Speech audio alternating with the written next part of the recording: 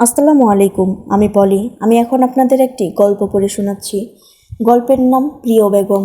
লিখেছেন প্রিমা ফারনাজ চৌধুরী। পর্ব প্রথম, পরিচ্ছেদের 31 থেকে 36 পর্যন্ত সবগুলো পর একসাথে পড়ে শোনাচ্ছি। প্রায় সপ্তাহ পর শেহজাদের চিঠি পেলেন খোদেজা। চিঠি মেলতেই তাতে শেহজাদের হাতের লেখা দেখতে পেলেন তিনি। শেহজাদ লিখেছে, আসসালামু আলাইকুম আম্মা। জানি আপনার দোয়া সবসময় আমার মাথার উপরে থাকে, তারপরও দোয়া চেয়ে নিচ্ছি। আমার জন্য দোয়া করবেন। শীঘ্রই মহলে ফিরছি আমি। বড়দের সালাম আর ছোটদের ভালোবাসা দেবেন। আপনার পুত্র সম্পূর্ণ ভালো আছে। আপনি শরীরের যত্ন নেবেন, আব্বাজানের খেয়াল রাখবেন। সিবান সোনাকে বলবেন তার ভাইজান দ্রুত ফিরছে। খোদেজার চিঠি পড়ে এক ফোঁটা চোখের জল ফেলল। অসুস্থতা, সন্তানের চিন্তায়, শেরহামের কর্মকাণ্ডে গত 1 মাসের ব্যবধানে তার শরীর শুকিয়ে গেছে। চোখের কোটরে ঘন কালির লালিমা। চোখের জল মুখে খুক খুক করে কেসে উঠে সাফায়াতকে বলল, আর অপরূপা মেয়েটা, তার এখনো খোঁজ পায়নি? সাফায়াত বলল, ভাইজান এইবার রূপার কথা বলেনি, খুঁজে পেয়েছে কি না তাও বলেনি। আশা করছি ভাইজান নিজেই এসে সবটা বলবেন। খোদেজা দীর্ঘশ্বাস ফেললেন। কাশিতে ওনার গলা ধরে যাচ্ছে। কোনো মতে বললেন, 1 মাস মেয়েটা কোথায় আছে? তার কিছু হয়ে গেলে আমি নিজেকে ক্ষমা করতে পারবো না। ডাকাতরা কি তাকে অক্ষত রেখেছে? হ্যাঁ, হে খুদা, তুমি তার হেফাজত করো। সায়রা কক্ষে প্রবেশ করলো। তার চোখ মুখ রুক্ষ শুষ্ক। সাফায়েত তার দিকে দৃষ্টি মেলে তাকালো। সায়রা চোখ সরিয়ে নিয়ে খোদেজার সামনে গরম পানির গ্লাস রেখে বলল, ভাইজানের চিঠি এসেছে শুনলাম। কি লিখেছেন উনি? সোহিনীর, তটিনী, শবনম আর আয়শাও কক্ষে এলো। সিবানও এলো সোহিনীর সাথে। এসেই খোদেজার পাশে বসে বলল, শেহজাদ ভাইজান কবে আসছেন? ভাইজানকে অনেক দিন দেখি না। খোদেজা তাকে বুকে টেনে নিয়ে বলল, ভাইজান তোমার জন্য আদর পাঠিয়েছে আর সবাইকে ভালোবাসা জানিয়েছে। সে খুব শীঘ্রই ফিরছে। সিবান খুশি হলো। বলল, খুব মজা হবে। ভাইজান এলে আস্ত কুরমা খাবো, বড় মাছের মাথা। ভাইজান আমাকে কাটা বেছে খাওয়াবেন। সায়রা তার ফুলো গাল টেনে দিয়ে বলল, যেন তাকে সবাই অভুক্ত রেখেছে। ভাইজানের সামনে এমনটা বললে তিনি কি ভাববেন ছোটবাবুকে কেউই খেতে দেয়নি এতদিন। সিবান গাল ফুলিয়ে বলল, এতদিন শেরহাম ভাইজানের বকুনি খেয়েছি, তাই খাবারের কথা মনে নেই। কথাটা সে মজা করে বললেও উপস্থিত সকলের মুখে নেমে এলো ঘোর আদার। খোদেজা সাফায়াতের উদ্দেশ্যে বলল, সে কোথায় এখন? অপরূপাকে পেলে তো হাত পা ভেঙে মহলে বসিয়ে বন্দি করবে বলেছে। পেল না। ভাইজান পাননি, রাত দিন খুঁজে। উনি কি করে পাবেন? খোদেজা ভারাক্রান্ত মনে বললেন, সে না পেলেই ভালো। পেলেও কি মেয়েটাকে শান্তি দেবে? কোথায় যে গেল মেয়েটা? সিবান বলল, শেরহাম ভাইজান বলেছে সুন্দর বউ মরে গিয়েছে। সত্যি মরে গিয়েছে? সোহিনী বলল, এসব বলো না ভাইজান, এভাবে বলতে নেই। খোদেজা বলল, ডাকাতের হাতে পড়েছে। ওদের মনে কি মায়াদয়া আছে? কে জানে বেঁচে আছে কিনা। শেহজাদ হয়তো তাকে ফিরে না পেয়ে চলে আসবে বলেছে। সে যেখানে থাকুক ভালো থাকুক। মসজিদ ঘিরে ফেলে শেরহামের সৈন্যরা মৌলবি আর রাঁধুনিগুলোকে বন্দি করল সত্যিটা জানার জন্য। শেহজাদের সৈন্য অল্প সংখ্যক, শেরহামের সৈন্য অনেক। সম্রাট বারণ করে গেছেন যাতে কারো গায়ে কোনো আঘাত না লাগে। প্রয়োজনে তারা এ পথে এসেছে তা বলে দিতে, কারণ তাদের অবধি পৌঁছাতে পারবে না তারা। কাশিম আর বাকি সৈন্যরা শেরহামের সৈন্যদের উপর আক্রমণ করতেই তার মৌলবি আর রাঁধুনিদের প্রাণে মারবে বলে ভয় দেখালো। কাশিম দেখল পরিস্থিতি বেশ জটিল। মসজিদ মাঠে কালো ঘোড়ার উপর বসা শেরহাম আদেশ দিল, সবকটাকে মার, যতক্ষণ না সত্যিটা বলে। কাশিম রাঁধুনিকে ইশারায় বলে দিতে। রাঁধুনি পরিস্থিতি স্বাভাবিক করার জন্য বলল, সম্রাট পশ্চিম পাহাড়ের দিকে গিয়েছেন সেই মেয়েটাকে নিয়ে। নিকার কথা কাউকে বলতে হলো না। শেরহাম তা বিলক্ষণেও ভাবতে পারল না। তবে শেহজাদের সাথে অপাকে বেশিক্ষণ থাকতে দেওয়া যাবে না, কিছুতেই না। সবাইকে ধাক্কা দিয়ে ফেলে সৈন্যদল শেরহামের পিছু পিছু পশ্চিম পাহাড়ের দিকে ছুটে গেল। বৃষ্টির সম্ভাষণ বার্তা ছড়িয়ে মেঘমৃদুর আকাশে মেঘের আঁচল সরিয়ে হিরেরূপী আলো উঁকি দিচ্ছে ধরণীতলে। সাথে মেঘের গুঞ্জন শোনা মাত্রই অপরূপার মসৃণ ললাটে ভাঁজ পড়ল। চোখ দুটো সরু করে ঊর্ধ্ব গগনে চোখ মেলতেই শঙ্কিত মনে পড়ল, বৃষ্টি চলে এলো বলে এখন কি করব? শেহজাদ তার ঘোড়াকে কূপ থেকে পানি খাওয়াচ্ছিল। অপরূপাকে প্রশ্নে ঘাড় ফিরিয়ে তাকানোর পর একবার আকাশ পর্যবেক্ষণ করলো। বলল, কি আর করবে, ভিজবে। অপরূপা চুপ করে থাকলো। ঠাট বাট বজায় রেখে চলা। এত বড় মাপের মানুষ যদি কথায় কথায় মজা উড়ায় তাহলে কিছু বলার নেই। আমরা প্রস্তুত, চলো রওনা দিই। অপরূপার চোখে চোখ পড়ার সাথে সাথেই শেহজাদ এগিয়ে এসে খানিকটা ঝুঁকে প্রশ্ন তুলল, কিছু বলতে চাও? আপনার আপনার ভাই কি মসজিদে আসছিল, যার কারণে আপনি চলে এলেন? শেহজাদ সে কথা কানে না তুলে বলল, তুমি কি ভিজতে চাও? আপাতত কোনো পোশাক নেই, ভিজে গেলে ভেজা কাপড়ে এই রাতটা পার করতে হবে। কথা না বলে ওঠো। শেহজাদ ঘোড়ার পিঠে চেপে বসলো। অপরূপা মন খারাপ করে তার পেছনে গিয়ে বসলো।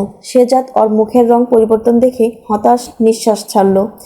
সে আছে মহাচিন্তায়। এই গত 1 মাস রূপাকে খুঁজতে বেরিয়ে জঙ্গলে বনে বাদারে গাছের নিচে সৈন্যদের সাথে রাত কাটিয়েছে সে। কিন্তু এখন সাথে রূপা আছে। আপাতত একটা মাথার ছাউনি দরকার পড়বেই। ভাবতেই সে অপরূপার দুহাত টেনে এনে বুকের কাছে রাখলো। অপরূপা শক্ত করে দুহাতে বেষ্টনী দ্বারা শেহজাদকে ধরল। ঘোড়া টকবগিয়ে ছুটে চলল বাদল হওয়ার সাথে পাল্লা দিয়ে। ইলশে গুড়ি শুরু হলো ঝমঝমিয়ে। শেহজাদ গতি মন্থর করতেই অপরূপা তাকে ছেড়ে দুহাত মেলে দিয়ে গায়ে বৃষ্টি মাখল।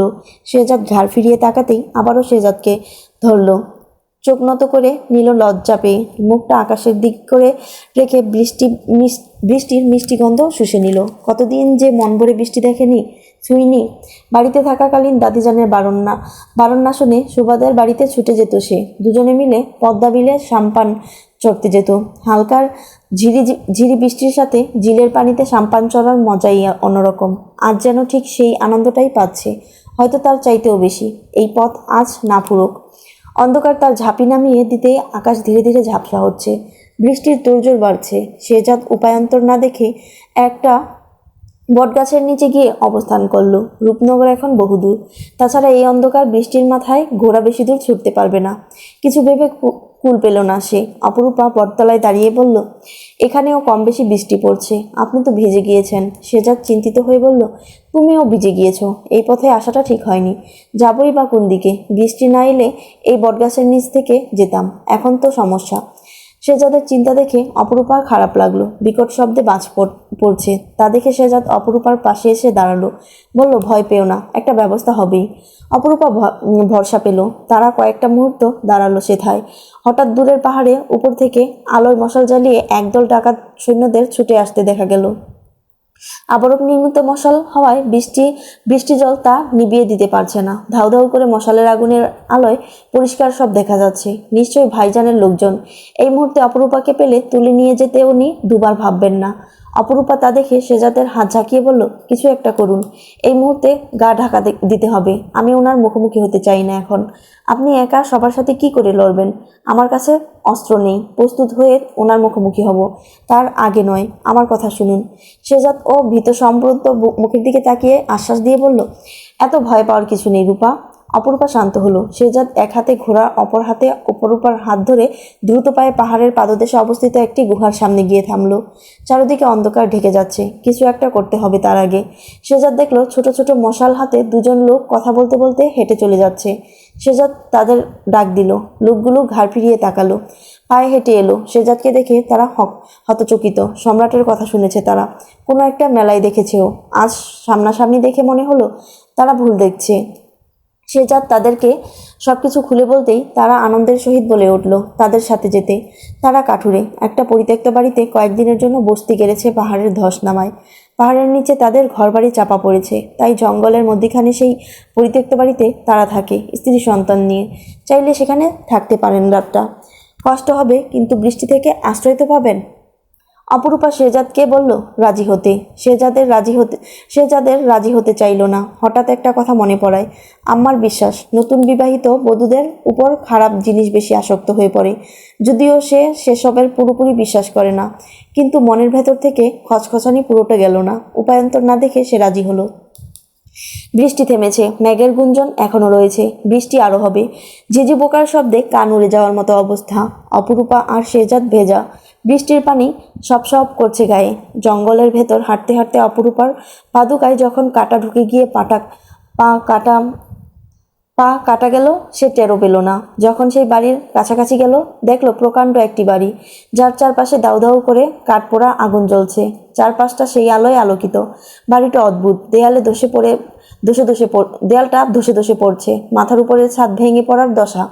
পানি পড়ছে। বাড়ির চারপাশে বন্যলতা ঝোপঝাড় বেড়ে উঠেছে। মেঝেতেও শ্যাওলার ঝরা পাতা বিছিয়ে আছে।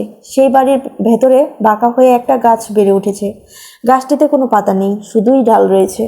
অপরূপার দৃশ্যটা ভারী সুন্দর লাগলো। বাড়িটার দরজা জানালা কিছুই অবশিষ্ট নেই। দরজার সামনে কাঠুরে কাটা গাছ জমিয়ে জমিয়ে দেয়ালের মতো বানিয়েছে স্ত্রী সন্তানদের সুরক্ষা কবচ হিসেবে। বাড়িটির সামনে কক্ষের পরের কক্ষটিতে একটা পাশ পরিষ্কার করে দুই পরিবার থাকার বন্দোবস্ত করেছে। সামনের কক্ষটি হয়তো বসার ঘর ছিল। অনেকটা জায়গা জুড়ে কক্ষটি। শেহজাদ বলল, এখানে কিভাবে থাকবো? বন্য জন্তু জানোয়ার আপনাদের আক্রমণ করে না? করে সাহেব, চারপাশে আগুন জ্বালিয়ে রাখি। আগুন দেখলে তারা আর আসে না। প্রথম দিকে অনেক বেশি জ্বালাতো, এখন আর করে না। তবে সাপ খোকরের আঁকড়া বেশি। হাতে টাকা এলেই লোকায়তে চলে যাবো এই শীতে। বাচ্চাদের নিয়ে থাকা অনেক কষ্টের। অপরূপার মায়া হলো। এদিকে পায়ের যন্ত্রণা বাড়তে থাকলো। কি হলো কে জানে। আপাতত একটা ঘুমানোর জায়গা পাওয়াটা মূল লক্ষ্য। সারাদিন যা গেল তার উপর দিয়ে। সেই ভোরে উঠেছে, খিদেও পেয়েছে বেশ। পুটলিতে খাবার আছে, খেয়ে নেবে। কাঠুরিদের স্ত্রী সন্তান ছুটে এলো। সম্রাট আর সম্রাটের বেগমকে দেখে তাদের চক্ষু ছানা বড়া। চোখ নত করে সালাম জানাতেই অপরূপার শেহজাদ দেখল দুই কাঠুরের দুই স্ত্রীর সাথে তাদের দুটো সন্তান এসেছে, দুটোই ছেলে। হঠাৎ সিবানের কথা মনে পড়ল শেহজাদের। মনটা কেমন করে উঠল। সিবানের বুদ্ধি হওয়ার পর থেকে বেশিরভাগ সময় ধমক দিয়ে দিয়ে পাঠে বসাতে হয়েছে শেহজাদকে। সে বললেই সোজা পড়তে বসে, নয়তো মহলের সবাইকে পাগল বানিয়ে ছাড়ে। এবার ফিরে গিয়ে মন ভরে আদর করবে। নিশ্চয়ই সেও শেহজাদ ভাইজানের অনুপস্থিতি অনুভব করছে। অপরূপা বাচ্চাগুলোকে ডাকলো, কিন্তু তারা এলো না। মায়ের আঁচলের নিচে লুকিয়ে গেল। তাদের চোখে শেহজাদের ঘোড়া বাদশার দিকে। মন ভরে দু চোখ দিয়ে বাদশাহকে দেখছে তারা। মশা কামড়াচ্ছে, তাই পা নাচাচ্ছে বাদশাহ। কাঠুরে তাদের নিয়ে ভেতরে গেল। শেহজাদ বলল, আমরা তাহলে এখানেই থাকবো? কাঠুরে বলল, না সাহেব, তা কি করে হয়? আপনার সাথে বেগম আছেন, আমাদের লজ্জা দেবেন না। আমরা একটা রাত এখানে থাকতে পারবো। আপনাকে সাহায্য করতে পেরে আমরা ধন্য হব। শেহজাদ বলল, না, এ হয় না। আপনার দুটো পরিবারের মানুষ আমাদের জন্য কষ্ট করবেন, তা হয় না। এখানে আমি ব্যবস্থা করে নেব। এত চিন্তার কিছু নেই। তারা সন্তুষ্ট হলো সম্রাটের ব্যবহারে। কাঠুরের স্ত্রীর সাথে ভেতরে চলে গেল অপরূপা। দেখলো তাঁবুর মতো করে পর্দা দিয়ে ঘর বেঁধেছে তারা। চারপাশে দেয়াল আর মাথার চাউনি, মাটির চুলো, আগুন ধরানোর জন্য শুকনো কাঠ, কাপড় শুকানোর জন্য রশি টানা, একটা পানির ঝলধারা। অপরূপার খুব পছন্দ হলো। পায়ের জুতো খুলতেই দেখলো রক্তের জুতোটি ভিজে উঠেছে প্রায়। তারা আটকে উঠে রক্ত বন্ধ হওয়ার জন্য তরল ওষুধের বোতল এনে পায়ে ঢেলে দিতেই অপরূপার শ্বেতকায় পা সবুজ রঙে মেখে গেল। জ্বলনি অনুভব হতেই কাঠুরের বউ বাতাস করতে লাগলো। বলল, সম্রাটকে একথা জানাবো বেগম? অপরূপা ওষুধগুলো মুছে পাদুকায় পা ঢেকে বলল, কোনো দরকার নেই, সামান্য ক্ষত। আপনার পোশাক ভিজে গিয়েছে, আমরা আপনার জন্য কি করতে পারি? পোশাক চাইতেই অপরূপার লজ্জা লাগলো। তাদের পোশাক আছে কি নেই, না থাকলে তো তারাই লজ্জায় পড়ে যাবে। বেটে খাটো কাঠুরে বউটি তার কক্ষ থেকে বেরিয়ে এলো একটা শাড়ি নিয়ে, বাসন্তী রঙের শাড়ি। বলল, এটা শুধু আনতে পারছি বাড়ি থেকে, এটা আপনাকে অনেক সুন্দর লাগবে। অপরূপার শাড়িটা বেশ পছন্দ হলো। সে বলল, আচ্ছা, সম্রাটের কাছে যাই। আমরা আজ একসাথে খাবো, কিন্তু আগে ভাগে খেয়ে নেবেন না। তারা খানিকটা দ্বন্দ্বে পড়ে গেল। ওই সব শাক পাতা খাবেন সম্রাট আর বেগম? আজ তাদের বিবাহের প্রথম রাত। আহা, কি দুর্দশায় না পড়ে এখানে আশ্রয় এলো।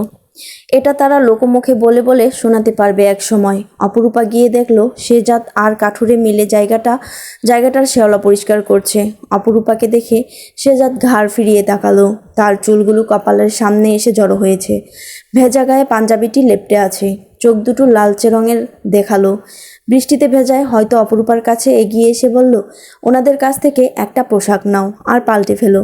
পুটলিতে আমার একটা পাজামা আর ফতুয়া পেয়েছি। আমার কিছু দরকার নেই। আমার জন্য কিছু দিল না? শেহজাদ হাসলো। দুঃখিত বেগম, ওটা আপনার না, আমার পুটলি ছিল। ঠিক আছে, যান, দ্রুত পোশাক পাল্টান। অপরূপা অভিমানী দৃষ্টিতে তাকিয়ে পোশাক পাল্টাতে চলে গেল।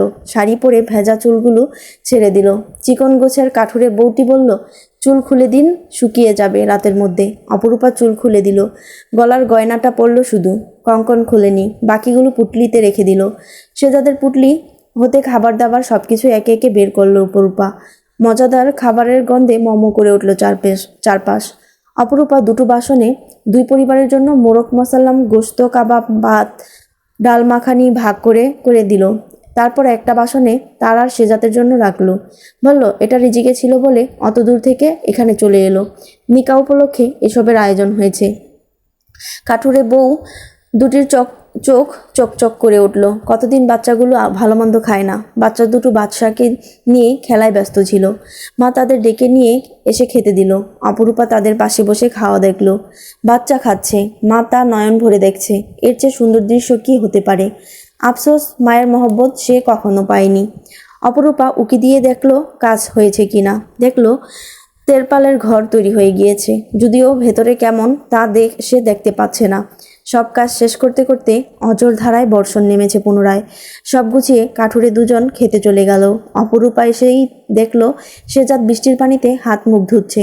অপরূপা তার চোখের আড়ালে ঘরের ভেতর ঢুকে গেল। দেখলো কাঠের তক্তা বিছিয়ে ঘুমানোর ব্যবস্থা করা হয়েছে। নরম করার জন্য উপরে শুকনো খড় বিছিয়ে দেওয়া হয়েছে। একটা পাতলা কাঁথা তার উপর সুন্দর করে বিছিয়ে দেওয়া। দুটো কাপড় দিয়ে বানানো বালিশ সেই কাঁথার নিচে। অপরূপা কাছে স্বপ্নের মতো মনে হলো সবটা। মাথার উপর খোলা। এদিকে ছাদটা তাও খানিকটা অক্ষত আছে, তার পানি গড়িয়ে পাশেই পড়ছে, তাই উপর ছাউনি দেওয়ার প্রয়োজন হয়নি। তেরপাল সরানো আওয়াজ হতেই কেঁপে ওঠে। পিছু ফিরতেই ঝট করে দ্রুতগতিতে সামনে ফিরে গেল অপরূপা। চোখ দুটো খিচিয়ে বন্ধ করে ফেলল। সেজাত ভেজা পাঞ্জাবি খুলে ভেতরে প্রবেশ করেছে। বাসন্তী রঙে অপরূপাকে দেখে কপাল কুঁচকে কয়েক পল তাকিয়ে তার পুটলিটা খুঁজল। না পেয়ে বলল, এটা তোমার কাছে? অপরূপা তার দিকে না ফিরে বলল, কি? পুটলিটা ওখানে আমার পোশাক ছিল। অপরূপার হাতেই ছিল পুটলিটা। সে পিছু হাঁটতে সেজাদের কাছাকাছি গিয়ে পুটলিটা দিতেই সেজাদ বলল, কি হয়েছে? কিছু হয়নি, পোশাক পরে নিন। সেজাদ এবার বিষয়টা বুঝতে পারল। খপ করে শাড়ির আঁচল টেনে মুখ মুছতে মুছতে বলল, একটা তোয়ালে আনা উচিত ছিল। অপরূপা দম আটকে দাঁড়িয়ে রইল। সেজাদ শাড়ির আঁচল হাতে পেঁচাতে পেঁচাতে এক টান দিল। অপরূপা পিঠ গিয়ে ঠেকল তার বুকের সাথে। শিহরিত হয়ে অপরূপা বলল, হায় আল্লাহ, এভাবে লজ্জায় ফেলবেন না, আমি মরে যাব। সেজাদ সশব্দে হেসে উঠে তাকে ছেড়ে দিল। অপরূপা প্রাণ নিয়ে পালালো এক প্রকার। বাদশার কাছে ছুটে গিয়ে ওর সামনে বসে হাঁপাতে হাঁপাতে বলল, তোমার মনিব মোটেও সভ্য নয়। সেজাদ একটা ধূসর রঙের লম্বা হাতার ফতুয়া আর সাদা পায়জামা পরিধান করে ঘর থেকে বেরিয়ে এলো। দেখলো অপরূপা দেয়ালের ফটক দিয়ে হাত বের করে ডান হাতের তালুতে বৃষ্টির ফোঁটা জমাচ্ছে। তার আবার বাম হাতের তালুতে নিচ্ছে। সেজাদ এসে তার পেছনে দাঁড়িয়ে পড়ল, বলল, বাসন্তী কন্যা, খেতে আসুন। অপরূপা পিছু ফিরে বলল, আগে কথা দিন, লজ্জা দেবেন না। সেজাদ ঘাড় ফিরিয়ে কপাল উঁচিয়ে বলল, আমার ন্যূনতম লজ্জা নেই, তোমাকে দেব কি করে? এরূপ উত্তরে অপরূপার চোয়াল ঝুলে পড়ল। অসহায় দৃষ্টিতে তাকিয়ে বলল, লজ্জায় ফেলবেন না। না না, ফেলবো কি করে? আমি মহৎ প্রাণ মানুষ, বেঁধে রাখবো, এসো। বলেই তোরপালে ঘরে ঢুকে গেল। অপরূপা স্রোতগতিতে কুণ্ঠাবোধ নিয়ে পা বাড়ালো। কক্ষে ঢুকতেই দেখলো সেজাদ বাসন হাতে বসে আছে। অপরূপা ওর পাশে গিয়ে বসলো। সেজাদের ওর হাতের তালুতে বাসন তুলে দিয়ে বলল, পেটে তো কোকিল ডাকছে, দেখি পোড়া হাতের ভাত কেমন মজা। অপরূপা ওর হাতের তালুতে দেখলো পোড়া দাগ। মোমবাতি হাতে ঘন্টার পর ঘন্টা শেরহাম সুলতানের জাদুর ধ্যানে বসে থাকার ফল। অপরূপার মন খারাপ করে ভাতের লোকমা মাখতে মাখতে সেজাদের দিকে এগিয়ে দিল। সেজাদ খেতে খেতে বলল, সব খাবার দারুণ হয়েছে, তুমিও খাও। অপরূপার বাড়িয়ে দেওয়া লোকমাটা অপরূপার দিকেই ঠেলে দিল সে। অপরূপা খেতে খেতে অশ্রু জলে হাসলো। বলল, ওই খাবারগুলোতে অনেকগুলো এতিম বাচ্চার রিজিক ছিল, আর এখানে 6 জন মানুষের। দারুণ তো হবেই, আমি ওনাদের বেশি করে দিয়ে ফেলেছি, আমাদের এতটুকুতেই হয়ে গেছে। খুব ভালো করেছ, ওরা মানুষ ভালো। অপরূপা স্নিগ্ধ হাসলো। বাসনটা নিয়ে বেরিয়ে গেল। বৃষ্টি জলে সেটি ধুয়ে বাদশাকে খেতে দিয়ে ঘরে চলে এলো। সেজাদ পোশাকগুলি চিপে শুকাতে দিচ্ছে। অপরূপা বলল, ভেজা পোশাকে বেরিয়ে পড়তে হবে সকালে, অনেক ভারী পোশাক, শুকোবে না, তখন দেখা যাবে। অপরূপা বাসন রেখে বলল, আগুন কমে আসছে, দুটো কাঠ ফেলতে হবে। সেজাদ আগুনে কাঠ দিয়ে ফিরে এলো। দেখলো অপরূপা হাতের কঙ্কন খোলার চেষ্টা করছে। সেজাদের ওর পেছনে হেঁটে তেরপাল টেনে কক্ষের দরজা টেনে দিতেই কক্ষের ভেতরটা আবসা হয়ে এলো। অপরূপা পেছনে ফিরে তাকাতেই বক্ষপঞ্জের প্রবল তুলপাড় টের পেল। শান্ত থাকা মুশকিল হয়ে পড়ল। শেহজাদ ওর পেছনে এসে বসে হাতের উপর হাত রেখে কঙ্কন খুলে নিল ধীরে ধীরে। অপরূপা ওর মুখের দিকে তাকিয়ে রইল নিষ্পলক। শেহজাদ ওর চোখে চোখ রেখে ভুরু উঁচিয়ে বলল, শেহজাদ সুলতানকে কতটুকু চেনা হয়েছে? অপরূপা চোখ জোড়া শীতল হয়ে এলো, চোখের কানায় কানায় ভরে উঠল জল। একদিনে যদি একটা মানুষকে চেনা যায় কিনা প্রশ্ন করা হয়, তাহলে চোখ বন্ধ করে বলে দিতে পারবে, হ্যাঁ চেনা যায়, যদি সে শেহজাদ সুলতানের মতো মানুষ হয়। তার বিশ্বাস আজকের শেহজাদ সুলতান আর 20 বছর পরের শেহজাদ সুলতান ঠিক এমনই থাকবেন, এমনই পুত পবিত্র সুপুরুষ। শেহজাদ ওর চোখের দিকে জল দেখে উত্তর পেয়ে গেল। চুল সরিয়ে গলার গয়নাটা খুলে দিয়ে উষ্ণ উষ্টপুট উন্মুক্ত গ্রীবাদেশে ছোঁয়াতেই সন্তপে ঠুকরে উঠল অপরূপা। দ্রুত সরে গিয়ে শাড়ির আঁচল হাতের মুঠোয় চেপে ধরল। সবটা মিথ্যে হয়ে যাক। তার জীবনে রহমানের রূপ ধরে শেরহাম সুলতানের আগমন। মিথ্যে ভালোবাসা, মিথ্যে নাটক, মিথ্যে প্রেম, সব কটা মিথ্যে হয়ে যাক। শুধু সত্যি হয়ে সম্রাট থাকুক। এত পাপিষ্ট হয়ে কি করে নিজেকে সমর্পণ করবে সে? শেহজাদ এসে ওকে পাজা খোলা করে তুলে বলল, বাইরে জঙ্গলের বাঘ ভাল্লুক আছে, দিয়ে আসি। অপরূপা টাল সামলাতে না পেরে ওর গলা জড়িয়ে ধরে চোখের জল ছেড়ে দিয়ে বলল, শেরহাম সুলতান ছাড়া আপনি যার কাছে যেতে বলবেন চলে যাব, মৃত্যুও হোক। শেহজাদের চোখের তারায় মুক্ত জড়া হাসি। ধীরে ধীরে মুখ নামিয়ে অপরূপার কপালের মধ্যিখানে ঠোঁট জড়া চেপে ধরল সজোরে। খুব ভোরে ঘুম থেকে উঠে কাঠুরের সাথে জঙ্গলের মধ্যে ঘুরতে গিয়েছিল শেহজাদ। কাঠুরের ছোট ভাইটি নদীর পাশে সকাল সকাল বাজারের উদ্দেশ্যে রওনা দিয়েছিল। ঘুরে ফিরে এসে শেহজাদ দেখল বাদশাহ আপন মনে ঘাস চিবোচ্ছে, বাচ্চা দুটো তার পাশে। শেহজাদ হাত ঝাড়া মেরে বাচ্চা দুটোর সাথে টুকটাক কথা বলতে এগিয়ে গেল। তাদের আড়ষ্টভাব কমেছে, খোলামেলা কথা বলছে শেহজাদের সাথে। শেহজাদ ঘাড় ফিরিয়ে তেরপাল টাঙানো ঘরের দিকে তাকালো। রূপা এখনো ওঠেনি। কাঠপোড়ার আগুনের ধোঁয়া আসছে, চুলোয় হয়তো আগুন জ্বালা হয়েছে। শেহজাদ বাদশার মাথায় হাত বুলিয়ে বাচ্চাদের বলল, তোমরা চলবে? বাচ্চারা খুশি মনে একে অপরের দিকে তাকালো। শেহজাদ বাদশার পিঠে তাদের বসিয়ে দিল। বাদশার গা জেরে দাঁড়াতেই দুজনেই ভয় পেয়ে চিল্লিয়ে উঠল। তাদের চিৎকারে চোখ ছুটে গেল অপরূপার। সে হামি দিয়ে শোয়া থেকে উঠতেই শুনতে পেল দরাজ গলার হাসি। হাসির কারণ জানতে শাড়িটা গায়ে জড়িয়ে বেরিয়ে এলো ঘর থেকে। এসেই দেখলো শেহজাদ বাদশার পিঠে বাচ্চা দুটোকে বসিয়ে ধরে রেখেছে আর ওদের ভয়ার্ত মুখ দেখে হাসছে। অপরূপা তার প্রাণখোলা হাসি দেখে শৌচাগারের দিকে চলে গেল। কাঠুরে চড়া দাম দিয়ে বন্যা মোরগ কিনে এনেছিল এক পাহাড়ি লোকের কাছ থেকে। তা রান্না করছে কাঠুরে বউরা। রুটি আর মাংস রেঁধেছে তাড়াহুড়ো করে। সম্রাট খুব ভোরে উঠেছেন, এতক্ষণে নিশ্চয়ই খিদে পেয়েছে। অপরূপা মুখ হাত ধুয়ে তাদের সাথে চুলোর পাশে এসে বসলো। ওদের রান্না দেখতে দেখতে অল্প স্বল্প গল্প করলো। জঙ্গলের প্রকাণ্ড গাছপালার ফাঁক গলে সূর্য রশ্মি এসে আছড়ে পড়ে জড়াজড়ি করে শুয়ে আছে জঙ্গলের ভেজা মাটিতে। রোদ দেখে খুশি হলো অপরূপা। যাক, পোশাক শুকিয়ে যাবে আর তারা রওনা দিতে পারবে। রান্না হয়ে আসতেই গরম গরম খাবার নিয়ে এলো সে যাদের জন্য। বলল, ওদের মা ওদের ডাকছে খাওয়ার জন্য, ওদের যেতে দিন, আপনিও আসুন, খাবার প্রস্তুত। শেহজাদ ফিরে তাকালো, বলল, আচ্ছা। বাচ্চা দুটোকে ঘোড়ার পিঠ থেকে নামিয়ে দিয়ে সে পুরো তেরপালের পর্দা সরিয়ে ভেতরে প্রবেশ করলো। অপরূপা রুটি মাংস বেড়ে দিয়ে বলল, আমরা কোথায় যাব? শেহজাদ ওর সামনে এসে বসলো। বলল, কেন, রূপনগরে। অপরূপা চোখ তুলে ওর দিকে তাকালো। তার চোখে সংশয় আড়ষ্ট ভাব।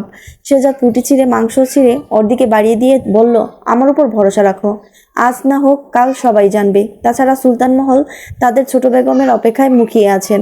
কিন্তু শেহজাদ ওকে খাইয়ে দিয়ে বলল, কোনো কিন্তু নয়। নিজের দুর্বলতা কিংবা অসহায়ত্ব কখনোই মহলের কারো সামনে প্রকাশ করবে না।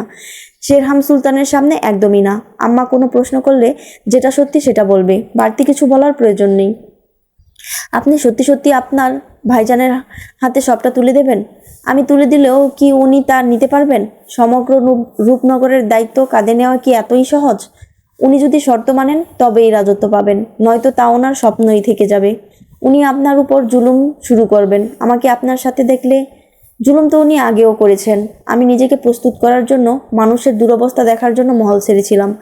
আরও একটা কারণ ছিল, সেই কারণটা তুমি। সে যাই হোক, তুমি আমার কাছে থাকবে, তাই তোমাকে নিয়ে আমার আর চিন্তা থাকবে না। আমি নিশ্চিন্তে কাজে মনোনিবেশ করতে পারবো। তুমি এসব নিয়ে এত ভেবো না। আমি থাকতে তোমার আর বিপদ হবে না, ঠিক আছে? জি। খাওয়া শেষ হতেই শেহজাদ বলল, আমি বাইরে যাচ্ছি, পোশাক শুকিয়ে এলে বেরিয়ে পড়ব। অপরূপা ওকে থামিয়ে দিল, বলল, তটিনীর কথা বললেন না? ওনার সাথে আপনার নিকাহ হওয়ার কথা ছিল, আমি ওনার কষ্টের কারণ হয়ে গেলাম না? শেহজাদ ওর নিকটে এগিয়ে এলো, ফুস করে নিঃশ্বাস ছেড়ে তার দুগালের পাশে হাত দিয়ে আগলে ধরে বলল, ওর সাথে নিকাহ হওয়ার কথা ছিল ভাইজানের সাথে। যদি ভাইজান কুপথে না যেতেন তাহলে ভাইজানের সাথে ওর নিকাহ হতো। দাদাজান বলে গিয়েছেন তো তটিনীকে যেন বাইরে নিকা দেওয়া না হয়, কারণ সম্পত্তিতে আর ভাগের দরকার হবে না। দাদাজান মারা যাওয়ার পরপরই ভাইজান উন্মাদের মতো হয়ে গেলেন। তারপর অরাজকতা শুরু করলেন নগরে, আর একসময় বড় চাচা ওনাকে ত্যায্যপুত্র করলেন, আর তটিনীকে নিকা করার দায়িত্বটা এসে পড়লো আমার উপর। আমি ওকে সবসময় বোনের চোখে দেখে এসেছি। হ্যাঁ, এটা সত্যি, আমি মত দিয়েছিলাম, কারণ তখন তুমি আমার জীবন থেকে অনেক দূরে চলে গিয়েছিলে। আমি ভেবেছি, মনকে বুঝিয়েছি, হয়তো পথের মায়া পথেই শেষ হয়ে গিয়েছে, কিন্তু পরে বুঝলাম না, আমি ঠিক ছিলাম। ও তোমাকে যা তা বলতেই পারে, কিন্তু কষ্ট দিতে পারে। তুমি কষ্ট পেও না, সবসময় মনে রাখবে আমি সবসময় তোমার সাথেই আছি। তাই কে কি বললো করলো কিছুতেই কান দেবে না, ঠিক আছে? অপরূপা উপর নিচ মাথা দুলিয়ে বলল, জি, কিন্তু আমার শেরহাম সুলতানকে নিয়ে ভয় হচ্ছে। উনি জাদু জানেন, যদি আমাদের একসাথে দেখে উনি ওনার জাদুর দ্বারা মহলে কিংবা নগরে অরাজকতা বাড়িয়ে দেন, তখন কি করবেন? আল্লাহ সহায় হবেন। এত চিন্তা করে এই ছোট মাথাটা নষ্ট করে লাভ আছে? এখানে আমি থাকলেই যথেষ্ট। আফসোস আমার জায়গায় হলো না। হয়েছে এই সেই হাবিজাবি যত আজে বাজে ভাবনা। যাই হোক, আমি বাইরে আছি। শেহজাদ চলে যাওয়ার জন্য উদ্যত হতেই অপরূপা ছুটে এসে ওর পিঠে মাথা ঠেকিয়ে বলল, আমাকে সময় দিন। আপনি আমার জীবনে আলো হয়ে এসেছেন। আমি আপনাকে ঠিক একদিন ভালোবাসবো। আপনি আমার স্বামী। আমি স্বামী স্ত্রী সম্পর্কের কদর বুঝি। কালেমা সাক্ষী রেখে আমি আপনাকে গ্রহণ করেছি, তাই আপনাকে ভালোবাসা আমার জন্য ফরজ। আপনি আমার জীবনে কেন আগে এলেন না? এত অনুশোচনা, অনুতাপ আর নিজেকে এতটা পাপী বলে মনে হতো না। সে যার চোখ ফিরিয়ে ওর দিকে তাকালো, সামনে ফিরে অপরূপাকে বুকে টেনে নিয়ে বলল, আমি তোমার জীবনে আগেই এসেছি রূপা। সেই সন্ধ্যার পর আমি যখন তোমার ব্যাপারে প্রথম খোঁজ নিলাম, তখন তোমার জীবনে কেউ ছিল না। ঠিক তারপর শোভার কাছ থেকে শুনলাম অন্য খবর। হ্যাঁ, আমি সময় নিয়েছিলাম, দেরি করেছিলাম, ওটাই আমার ভুল। নয়তো তোমার গায়ে একটা ফুলের টোকাও লাগতো না। না তোমার জীবনে ভুল কেউ এসে পড়তো। এই অনুশোচনায় এতদিন ভুগছিলাম, কিন্তু আজ আমার কোনো অনুশোচনা নেই। বরং সারা দুনিয়াকে আমি বলতে পারবো, তুমি আমার বেগম, সম্রাটের বেগম। অপরূপা ওর বুকের তীব্র সুগন্ধি মেখে একাকার হয়ে গেল। শেহজাদ হাসল। যে কাঠুরের বাজারের দিকে গিয়েছিল তিনি ফিরলেন কাশিম আর সৈন্যদলের সাথে ঘোড়ায় চড়ে। কাশিম বাজারের প্রত্যেকটা একে একে জিজ্ঞেস করছিল, এই পথে সম্রাট গিয়েছেন কিনা, কাল সন্ধ্যায় কেউ দেখেছে কিনা। সেখানে কাঠুরি ছিল। তিনি সবটা খুলে বলতেই কাশিম তাকে ঘোড়ার পিঠে তুলে নিয়ে চলে এলো। শেহজাদ তাদের সবাইকে দেখে আনন্দিত হলো। খুশিতে চোখজোড়া চকচক করে উঠল। কাশিম ছুটে এসে বুকে বুক মিলিয়ে বলল, সাহেব, এই পথে অনেকবার এসেছি। জঙ্গলে প্রবেশ করলে হয়তো আপনাদের পেয়ে যেতাম। কাল রাতে শেরহাম সুলতান নগরে ফিরে গিয়েছেন আপনাদের না পেয়ে। পরশু অভিষেকের সময় ঘোষণা করেছেন। শেহজাদের কপালে ভাঁজ পড়ল। বলল, আমার সাথে চুক্তিপত্র স্বাক্ষরিত হওয়া ছাড়া কি করে উনি অভিষেকের সময় ঘোষণা করলেন? আমার শর্ত না মানলে উনি কিছুই পাবেন না। সেজন্য আপনাকে ফিরতে হবে। আমি আশঙ্কা করছি উনি আপনার ফেরার জন্য এমন সিদ্ধান্ত নিয়েছেন। বেশ, প্রস্তুত হও, আমরা রওনা দেব। রূপার ঘোড়ো কোথায়? কাশিম আঙ্গুল দিয়ে দেখিয়ে দিল। ওই যে। দেখলো রূপা ততক্ষণে তার গলা জড়িয়ে আদর করছে। সে মৃদু হাসলো সেই দৃশ্য দেখে। টিং টিং তাকে দেখে খুশিতে শূন্যে পা তুলে হুঙ্কার ছাড়ছে, আর রূপা হাসতে লাগলো। 11টার ক্ষণে তারা বেরিয়ে পড়ল সুলতান মহলের উদ্দেশ্যে। রূপা কাঠুরে বউ দুটোকে তার দু হাতের দুটো কঙ্কন উপহার দিল। সম্রাট কাশিমকে বলে লোকালয়ে তাদের বাড়ি করার বন্দোবস্ত করে দেওয়ার কথা বলল। কৃতজ্ঞতায় তাদের চোখ চকচক করে উঠল প্রায়। তাদের প্রস্থানে মন খারাপ হলো কাঠুরে বউ বাচ্চাদের। ওনারা যতক্ষণ ছিলেন ততক্ষণ যেন আনন্দে ভরপুর ছিল। অপরূপা টিংটিংয়ের পিঠে চড়ে শেহজাদের পাশাপাশি ছুটে চলেছে পাহাড়ি পথ দিয়ে। ছুটতে ছুটতে তাদের আহারের সময় হয়ে এলো। সকলেই ক্ষুধার্ত। তখন রোদ কমে এসেছে। সন্ধ্যা হতে হতে তারা পৌঁছে যাবে সুলতান মহলে। ভিন্ন পথে যাওয়ায় ফিরতে বিলম্ব হচ্ছে। তারা পথিমধ্যে পাহাড়ের উপর আশ্রয় নিল। চারপাশে সবুজ গাছগাছালি। গতকালকের ঝড়ের তাণ্ডবে ভিজে ওঠা পাহাড়ের মাটিতে রোদ পড়ায় সোদা মাটির গন্ধ উঠছে। অপরূপা গিয়ে থামলো একটা ঢালু জায়গায়। সেখানে সবুজ ঘাস আর ঘাস। ঢালু জায়গার খানিকটা নিচে নেমে অপরূপা টিংটিংকে খেতে দিল। শেহজাদ তার বাচ্চাকে নিয়ে ছুটে এসে দেখলো টিংটিং খাচ্ছে, আর অপরূপা পাশে বসে তার গায়ে মুখে হাত বুলোচ্ছে পরম যত্নে। শেহজাদের মনে ক্ষোভ সৃষ্টি হলো। ঘোড়ার পিঠ থেকে নেমে এসে বলল, এতটা মহব্বত আমার আমার প্রতিও নেই। সে কি এমন করেছে যে তাকে চোখে হারাও? অপরূপা বিস্মিত চোখে চেয়ে রইল। শেজাদ ধপ করে তার কিছুটা দূরে গিয়ে বসলো। অপরূপা তার পাশে ঘেসে বসলো। শেজাদ হাতের তালু ঘষতে ঘষতে বলল, নগরে পৌঁছে তোমাকে পালকিতে উঠতে হবে। ওর মায়া ছাড়ো। অপরূপা আশ্চর্য হয়ে জিজ্ঞেস করলো, একটা অবলা পশুকে আপনি হিংসে করছেন সম্রাট? শেজাদ ওর দিকে চোখা দৃষ্টিতে তাকিয়ে জেদ বজায় রেখে বলল, করবো না? তুমি করতে না আমায় আমার জায়গায় থাকলে?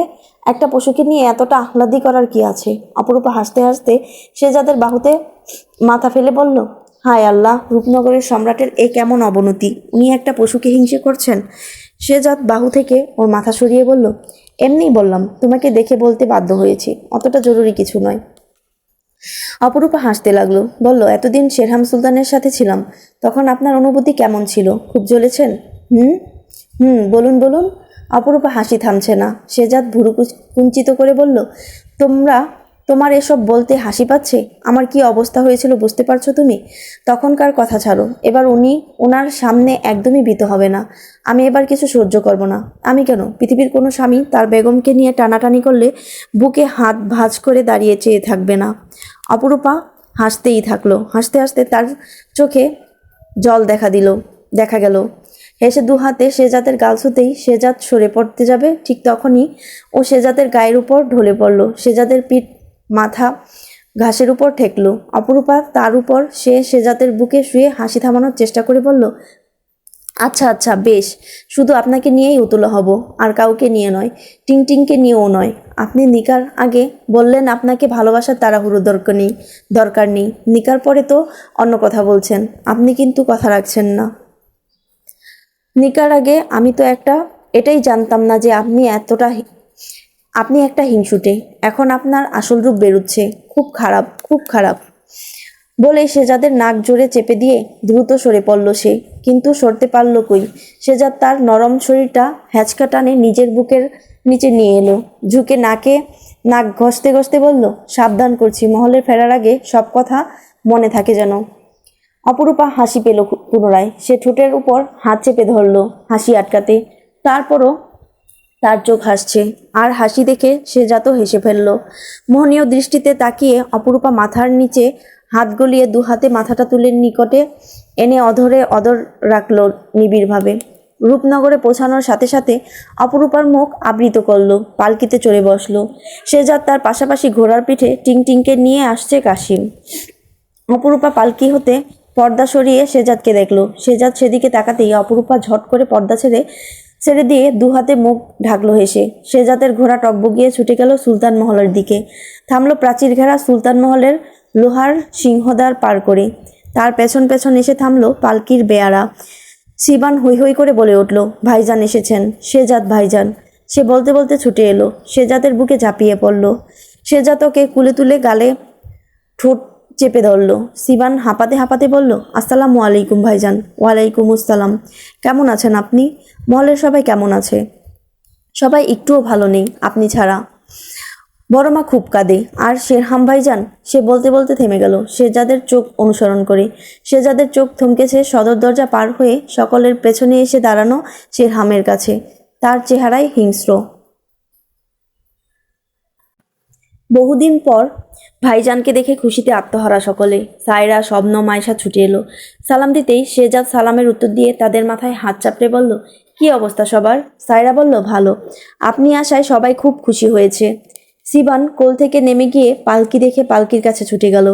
সাফায়েতে সে শেজাদকে বুকে ঝাঁপিয়ে পড়ল, জড়িয়ে ধরে বলল, তুমি ছাড়া এই মহলটা ফাঁকা ফাঁকা লাগছিল ভাইজান। সব আনন্দ নিয়ে গেলে। দেখো, তোমার আগমনে সবাই খুশিতে মেতে উঠেছে। তোমার শত্রুকেও স্বীকার করতে হবে তুমি এই মহলের প্রাণ। শেজাদ ওর পিঠ চাপড়ে বলল, শেরহাম সুলতান কি আমাকে দেখে খুশি হয়েছেন? সাফায়েত সোজা হয়ে দাঁড়িয়ে হেসে বলল, হ্যাঁ, তুমি ফিরছো না তাই তো অভিষেকের সময় ঘোষণা করেছে। শেজাদ বক্র হেসে বলল, এই খুশি বেশিক্ষণ থাকবে না, রূপাকে দেখলে উবে যাবে। সাফায়েত হাসল। শেজাদ চিঠিতে সাফায়েতকে সবটা জানিয়েছিল। বোন জামাতা হিসাবে সে মনে প্রাণে শেজাদকে চাইলেও যেদিন রূপার প্রতি ভাইজানের দুর্বলতা দেখেছে, ঠিক সেদিন থেকে সে চেয়েছিল রূপাই যেন ভাইজানের হয়। বড় ভাইজানের কাছে সে খেলার পুতুলের মতো। তার একমাত্র উদ্ধারকারী শেজাদ ভাইজানের সেজাত ভাইজানই হতে পারে। বোনের অনুভূতি সম্পর্কে জানার পরও সে অপরাগ। ভাইজান অবশ্যই তটিনীকে সুপাত্রে নিকা দেবেন, তা সম্পর্কে সে অবগত। সব কিছু আল্লাহর ইচ্ছেতে ঘটবে। খোদেজা এগিয়ে এলো, সেজাদকে জড়িয়ে ধরে কেঁদে ফেললো। সেজাদ বলল, আমি আপনাদের ছেড়ে আর কোথাও যাব না আম্মা। খোদেজাকে মাথা তুলে বলে, সত্যি বলছো? জি সত্যি। খোদেজা অশ্রুজলে হাসলো। খোদেজা পালকির দিকে তাকালো, চোখ মুখ মুছে বিস্মিত স্বরে জিজ্ঞাসা করলো, পালকিতে করে কে এসেছে? সেজাদ পালকির দিকে তাকালো। সিবান পালকির পর্দা সরিয়ে অপরূপাকে দেখে বলল, সুন্দর বউ, কি মজা, সুন্দর বউ এসেছে। উপস্থিত সকলেই হতভম্ব চোখে তাকায়। শেরহাম এগিয়ে আসে, তার কপালে ভাঁজ, চোখে চোখে কৌতূহল। সকলেই উৎসুক হয়ে তাকিয়ে আছে। শেজাদ পালকিতে বসা অপরূপাকে বলল, এসো।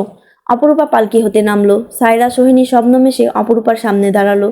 সায়রা ওকে জড়িয়ে ধরে বলল, উফ, ভেবেছিলাম তোমায় আর কখনো দেখব না। কত খুশি লাগছে তোমাকে দেখে। অপরূপা কোনো কথা বলল না। সায়রা অপরূপাকে ছেড়ে ওর মুখ অনাবৃত করে দিল। শেরহাম এগিয়ে এসে বলল, তুমি তার মানে ওর সাথে ছিলে? এই, তুই ওকে কোথায় পেয়েছিস? শেজাদ উত্তর দেওয়ার প্রয়োজন মনে করল না। সায়রাকে বলল, রূপাকে অন্দরমহলে নিয়ে যাও। নাও। না, ও অন্দরমহলে যাবে না, আমার কথার উত্তর দে। সায়রা সোহিনীরা ওর গর্জনে সরে দাঁড়ালো। খোদেজা এগিয়ে এসে অপরূপার সামনে দাঁড়ালো। সকলে যা লক্ষ্য করেনি খোদেজা তা লক্ষ্য করলেন। গায়ের ভারী পোশাক, নাকের টানা নথ, মাথার টায়রা পরখ করে অত্যধিক কৌতূহলী হয়ে জিজ্ঞাসা করলো, এতদিন কোথায় ছিলে তুমি? এই সাজে কেন? তোমার নিকাহ হয়েছে? অপরূপা উপর নিচ মাথা দুলালো। খোদেজার বক্ষ কেঁপে উঠল। চট করে শেজাদের দিকে তাকালেন উনি। শেজাদ শান্ত, স্বাভাবিক ভঙ্গিতে দাঁড়িয়ে আছে। অন্যদিকে শেরহামের দৃষ্টিজোড়া হতে বিস্ময় গলে পড়ছে। বাকি সবাইও আগ্রহ নিয়ে তাকিয়ে আছে অপরূপার দিকে। শাহানা আর হামিদা ফিসফিস করতেই তটিনী বলল, আম্মা, রূপা এসব কি বলছে? শেরহাম এগিয়ে এসে খপ করে অপরূপার হাত ধরে হেঁচকা টান দিয়ে নিজের মুখোমুখি দাঁড় করিয়ে বলল, মিথ্যে বলছো। কিসের নিকা? কার সাথে? এসব নিকা আমি মানি না। শেজাদ এসে তার হাত থেকে রূপাকে ছাড়িয়ে নিয়ে বলল, আমার সাথে। ও আজকের পর থেকে তোমার ছোট ভাইয়ের বেগম। দৃষ্টি আর মুখ সংযত করো, নইলে আমাকে শেখাতে হবে। সকলেই বিস্ময়ে কিংকর্তব্য বিমূঢ়। শেরহামের মাথার উপর যেন বাজ পড়ার শব্দ হলো। হাতের মুঠো চোয়াল চিবুক শক্ত করে ভয়ঙ্কর হয়ে উঠল সে। অপরূপা শেজাদের পেছনে দাঁড়িয়ে আছে। খোদেজা এসে বলল, পুটু কি বলছে এসব? ঠিক বলছি আম্মা, আমি রূপার দায়িত্ব নিয়েছি কালেমা সাক্ষী রেখে। এই সম্পর্ক সত্যি। শেরতাজ সাহেব এগিয়ে এসে বললেন, শেজাদ, এত বড় ভুল করতে পারো না তুমি। এই মেয়ে নিষ্পাপ হতে পারে, কিন্তু ও তোমাকে আর তোমার রাজ্যের ধ্বংসকারী অস্ত্র হয়ে এসেছিল। তটিনী মুখে ওনার আঁচল গুজল। শাহানা বলল, শান্ত হও কন্যা। খোদাবান তোমার কষ্টের উত্তম প্রতিদান দেবেন মা। তটিনী চলে গেল দৌড়ে। শাহানা তার পিছু পিছু চলে গেল। শেরতাজ সাহেবের কথার প্রত্যুত্তরে শেজাদ বলল, আমি ঠান্ডা মাথায় এই সিদ্ধান্ত নিয়েছি বড় চাচা। সায়রার রূপাকে অন্দরমহলে নিয়ে যাও। আম্মা, আপনিও যান। শেরহাম অপরূপার পথ আটকে বলল, সত্যি কথা বলো, ও তোমাকে জোরাজুরি করে নিকা করেছে? অপরূপা ধীর কণ্ঠে বলল, না। শেরহাম বাজখাই গলায় বলল, আবারও প্রশ্ন করছি, সত্যিটা বলো। তুমি আমাকে ভালোবাসতে আর ওকে নিকা করতে রাজি হয়ে গেলে? আমার হয়ে আমার পিঠে ছুরি মেরেছ? আমার শত্রুর সাথে হাত মিলিয়েছ? অপরূপা বলল, আপনি ছলনা বন্ধ করুন। শেজাদ গর্জন করে বলল, রূপা ভেতরে যেতে বলেছি, সায়রা নিয়ে যাও। সায়রা এক প্রকার টেনে নিয়ে গেল অপরূপাকে। শেজাদ শেরহামের পথ রুদ্ধ করে বলল, যুদ্ধ আমার সাথে, আর যুদ্ধ নারী গঠিত কোনো ব্যাপার নয়। সুপুরুষ হয়ে থাকলে আমার সাথে যেতে দেখাও। রূপার দিকে হাত বাড়ালে আমি এবার হাত কাটতে দুবার ভাববো না। শেরহাম ধাক্কা দিয়ে ওর কলার চেপে ধরে বলে, আমার সব কিছুর উপর তোর নজর। ভিখারিনীর ছেলের নিচু নজর তো হবেই। ভিখারিনীর ছেলের নিচু নজর তো হবেই। দেহরক্ষীরা এসে শেরহামের উপর ঝাঁপিয়ে পড়ে, টেনে ধরে সরিয়ে নেয়। শেজাদ কলার ঝেড়ে বলে, তোমার এসব ফালতু কথায় আমার কিছু যায় আসে না। তোমার সব কিছুতে নয়, বরং আমার সব কিছুতে তোমার নজর ছিল। তোমার মতো মানুষ রূপা ঘেন্না করে। তুমি দিন দিন নিকৃষ্ট জীবে পরিণত হয়েছ। প্রতিহিংসা তোমার রন্ধ্রে রন্ধ্রে ছড়িয়ে পড়েছে। তুমি আমার কিচ্ছু করতে পারবে না, কিচ্ছু না। শেরহাম সারা মহল কাঁপিয়ে বিকট শব্দে গর্জে বলল, এবার করব। তোর ধ্বংস না দেখা অবধি আমি শান্ত হব না। তুই আর তোর রূপা দুটোকেই মারবো আমি। শেজাদ ঘটঘট পায়ে হেঁটে ভেতরে চলে গেল। যেতেই অন্দরমহলের মহিলা আসরের কক্ষে কেদারায় বসা খোদেজা তাকে বলল, তুমি স্বেচ্ছায় ধ্বংস ডেকে এনেছো নিজের।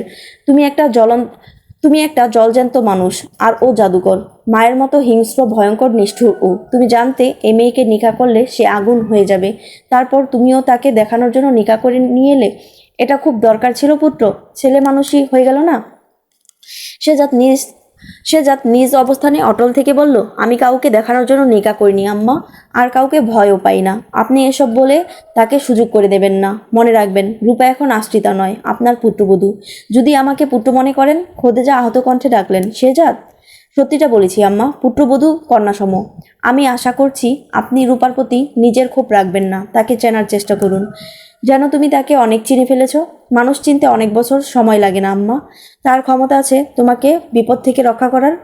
আল্লাহ ছাড়া কেউ কাউকে রক্ষা করতে পারেন না, আমরা উসিলা মাত্র। রূপা আমার উসিলায়, আমি তা অস্বীকার করতে পারবো না। আপনি জানেন গত 1 মাস সে কোথায় ছিল? আপনার কোনো ধারণা আছে ও মহল থেকে বেরিয়ে যাওয়ার পর কাদের হাতে পড়েছিল? সন্ন্যাসীরূপী জাদুকরের কাছে। 1টা মাস কাটিয়ে আসা আপনার কাছে ছেলে খেলা মনে হয়? আপনি ভাবতে পারছেন কি দুর্বিষহ কষ্টের মধ্যে তার দিন কেটেছে? একজন মা হয়ে কন্যাসম একটা মেয়ের কষ্ট কি আপনি অনুভব করতে পারেন না আম্মা? আপনি আমার জন্মদাত্রী না হয়েও মা হয়ে উঠেছেন, তেমনিভাবে রূপারও মা হয়ে উঠুন। আমি নিজেই আপনাকে নিশ্চিত করছি, ও আপনার বিরুদ্ধে কখনো কথা বলবে না। আমি ক্লান্ত, বিশ্রাম নিতে যাচ্ছি। সে যাত তার কক্ষে চলে গেল। কক্ষে গিয়ে অপরূপাকে দেখল না। রূপাকে কি এই কক্ষে নিয়ে আসা হয়নি? সে পুনরায় আসরে ফিরে গিয়ে সায়রাকে বলল, রূপা কোথায়?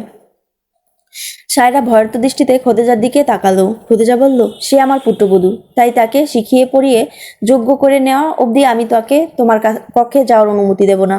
তুমি আমাদের মাঝে এসো না, আমি সব কিছু বরদাস্ত করব না। সে যা রুক্ষস্বরে বলল, আপনার যা ইচ্ছা তাই করুন, কিন্তু অবিচার করবেন না। আপনি যদি অবিচার করেন তার প্রতি, তাহলে শেরহাম সুলতান আরও বেশি প্রশ্রয় পাবে। আশা করছি আপনি আমাকে হতাশ করবেন না। আমি নগর পরিদর্শনে বের হব। সায়রা রূপার প্রতি যত্নশীল হবে। সোহিনী, শবনম আর আয়শাকে বলছি, তোমরা রূপাকে সঙ্গ দেবে। তটিনী, তুমি ওর প্রতি কোনো প্রকার দেশ পুষে রাখবে না। ফুপু, আপনিও না। ছোট মা, আপনি ওকে শিখিয়ে পড়িয়ে দেবেন। আসি। তটিনী, শাহানা সকলেই মুখ গম্ভীর করে দাঁড়িয়ে রইল। খোদেজা হেঁটে গেল মতিবানুর কক্ষে। সে যা এসেছে ভেবে অপরূপা দরজার কাছে ছুটে এসে দরজা খুলে দিতেই খোদেজাকে দেখে চোখ নত করল। খোদেজা তার মুখের উপর একটা শাড়ি ছুঁড়ে কুপিত স্বরে বলল, এসব রানীর পোশাক ছাড়ো। পোশাক পরলেই রানী সাজা যায় না। নিজেকে প্রমাণ করো, তার আগে সে যাদের সাক্ষাৎ পাবা না তুমি। প্রমাণ করো তুমি তার কতটা ভালো চাও, কতটা আপন ভাবো তাকে। তার সরলতা, কমলতা আর অন্ধ ভালোবাসাকে পুঁজি করে তুমি ওর ক্ষতি করবে না, তার নিশ্চয়তা কি? এত সহজ নয় বেগম শেহজাদি হওয়া। সহজে তার ভালোবাসা পেয়ে গিয়েছো বলে এমনটা ভেবো না। তার পাশে দাঁড়ানোর যোগ্যতাও তোমার হয়ে গেছে। যদি কোনোদিন যোগ্য হয়ে ওঠো, সেদিনই আমি তোমাকে মুকুট পরিয়ে দেব। তার আগে ভাবা বন্ধ করো, তুমি এই সম্রাটের বেগম। অপরূপা শাড়িটা নিয়ে কান্না গিলে দাঁড়িয়ে রইল শূন্য চোখে। তার চোখে কান্না না দেখে খোদেজা বিভ্রান্ত হলো। অদ্ভুত, স্বামীর কাছ থেকে দূরে রাখার পরও তার চোখে জল নেই। এই মেয়ের জন্য সম্রাট এতটা উতলা? বড়সড় লাউটির গায়ে তলোয়ার বসিয়ে দুফাক করতেই বেরিয়ে এলো একটি বিষাক্ত ছুরি, কয়েকটা বন্দুকের গুলি। একে একে সবজিগুলো সব কাটতে লাগলো শেরহামের লোকগুলো। সেগুলো কেটে তার ভেতরে অস্ত্র ঢুকিয়ে পুনরায় শিরিষ লাগিয়ে তা আনা হয়েছে জাহাজে করে। পুলিশের নজর এড়াতে এই ব্যবস্থা। প্রায় 200-র কাছাকাছি অস্ত্র আনা হয়েছে। বাইরে থেকে অতিথিশালার কক্ষে এসে কেদারায় জোরসোরো লাথি বসিয়ে বিড়ির মুখে আগুন ধরালো শেরহাম। অস্ত্রের দিকে তার মনোযোগ নেই। তার মাথার রোগ ধপধপ করছে অপার স্পর্ধা দেখে আর শেজাদের সাহস দেখে। অপাকে ব্যবহার করে সে শেজাদকে ধ্বংস করতে চেয়েছিল। নিজের অধিকার আদায় করে শেজাদের পতন দেখতে চেয়েছিল। কিন্তু অপা যে পালিয়ে গিয়ে শেজাদের হাতে পড়ে যাবে এটা বিলক্ষণেও ভাবেনি সে। চোখ দুটো দিয়ে তার আগুনের লাভা জ্বলছে। হাতের মুঠো বারংবার শক্ত হচ্ছে। শেজাদের বলা তোমার ছোট ভাইয়ের বউ কথাটা তাকে স্থির হতে দিচ্ছে না। ক্রোধের অনলে জ্বালিয়ে দিতে ইচ্ছে করছে সবটাকে, ঠিক যেমন তার মা পুড়েছিল। সাঙ্গপাঙ্গরা অস্ত্রগুলো বের করে যথাস্থান গোপন করার কাজে লেগে পড়ল। সেখানে যে লোক দুটি তার দেহরক্ষী হিসেবে পাশে থাকে তাদের দুজনের নাম সামাদ আর মুরাদ। গাঢ় কৃষ্ণবর্ণ, দেখতে স্বাস্থ্যবান। লোক দুটির মুখশ্রী ভারী ভয়ঙ্কর। তাদের নাম দিয়েই শেরহাম এতদিন যাবৎ কাঁচা শাকসবজির ভেতর করে অস্ত্র পাচার করত। দুজনেই তার সামনে মাটিতে বসে লাউ কুমড়োর গায়ে দা এর কোপ বসাতে বসাতে বলল, ওই মেয়েকে সরিয়ে দেন ওস্তাদ, সিদ্দিপুরে নিয়ে যাই আমরা। সেখানে গুদাম করে হাত পা বেঁধে ফেলে রাখলে আপনার ভাই খোঁজও পাবে না, মেয়েটারও শিক্ষা হবে, আর আপনার ভাইও জব্দ হবে। ওই মেয়েকে বিপদমুক্ত করতে পেরে সে চিন্তামুক্ত। এখন নগর পরিদর্শনে বের হয়েছে। গত 1 মাস যাবৎ আমরা যা যা করেছি তা সব জেনে এসে আপনার অভিষেক হতে দেবে মনে হচ্ছে না। সে কিছুতেই তার অধিকার ছাড়বে না। ছোট ভাইয়ের কাছে অপমানিত হওয়ার আস্ফালিত রাগ ক্রোধে কুপিত স্বরে সে বলল, চুপ, আরেকটা কথা বললে শরীর থেকে মুন্ডু আলাদা করে দেব। সে অধিকার না দেওয়ার কেউ না, আমি আমার অধিকার নিয়েই ছাড়ব। সাইদানি ভরে উঠল বিড়ির শেষাংশে। আদেশ দিল, জাহাজ রেডি রাখবি, মাগরিবের পর ওকে তুলে নিয়ে যাবি, নিকা করা বের করব। শেরহাম সুলতানের সাথে পাল্লা দেওয়া। সামাদ কাটা লাউ কুমড়োগুলো বস্তায় ভরতে ভরতে বলল, ঠিক আছে ওস্তাদ, কিন্তু সবার চোখ ফাঁকি দিয়ে ওই মেয়েকে মহল থেকে বের করবেন কিভাবে? প্যাকেট হতে বিড়ি নিয়ে দুঠোঁটের ভাঁজে রেখে শেরহাম অদ্ভুত রহস্যময় দৃষ্টিতে তাকাতেই সামাদের অন্তরাত্মা কেঁপে উঠল। চোখ নত করে নিয়ে নিজে কাজে ব্যস্ত হয়ে পড়ল। সে ভুলেই বসেছিল তার উস্তাদের সকলকে সম্মোহন করার শক্তি আছে। দানবীয় অট্টহাসিতে ফেটে পড়ল সকলে মিলে। হঠাৎ পায়ের শব্দ সরে যেতে দেখল অতিথিশালার বারান্দা হতে। শেরহাম খট করে দরজা মেলতেই পায়ের আওয়াজ দ্রুত মিলিয়ে গেল। শেরহাম কয়েক পা দ্রুত পায়ে এগুতেই পালিয়ে যাওয়া সেই মেয়েটিকে দেখতে পেল। পেছনে তার লোক এসে দাঁড়িয়ে বলল, হুজুর, মেয়েটা বলে দেবে না তাকে তুলে নেব? শেরহাম অতি বিশ্বাসের সাথে বলল, বলবে না।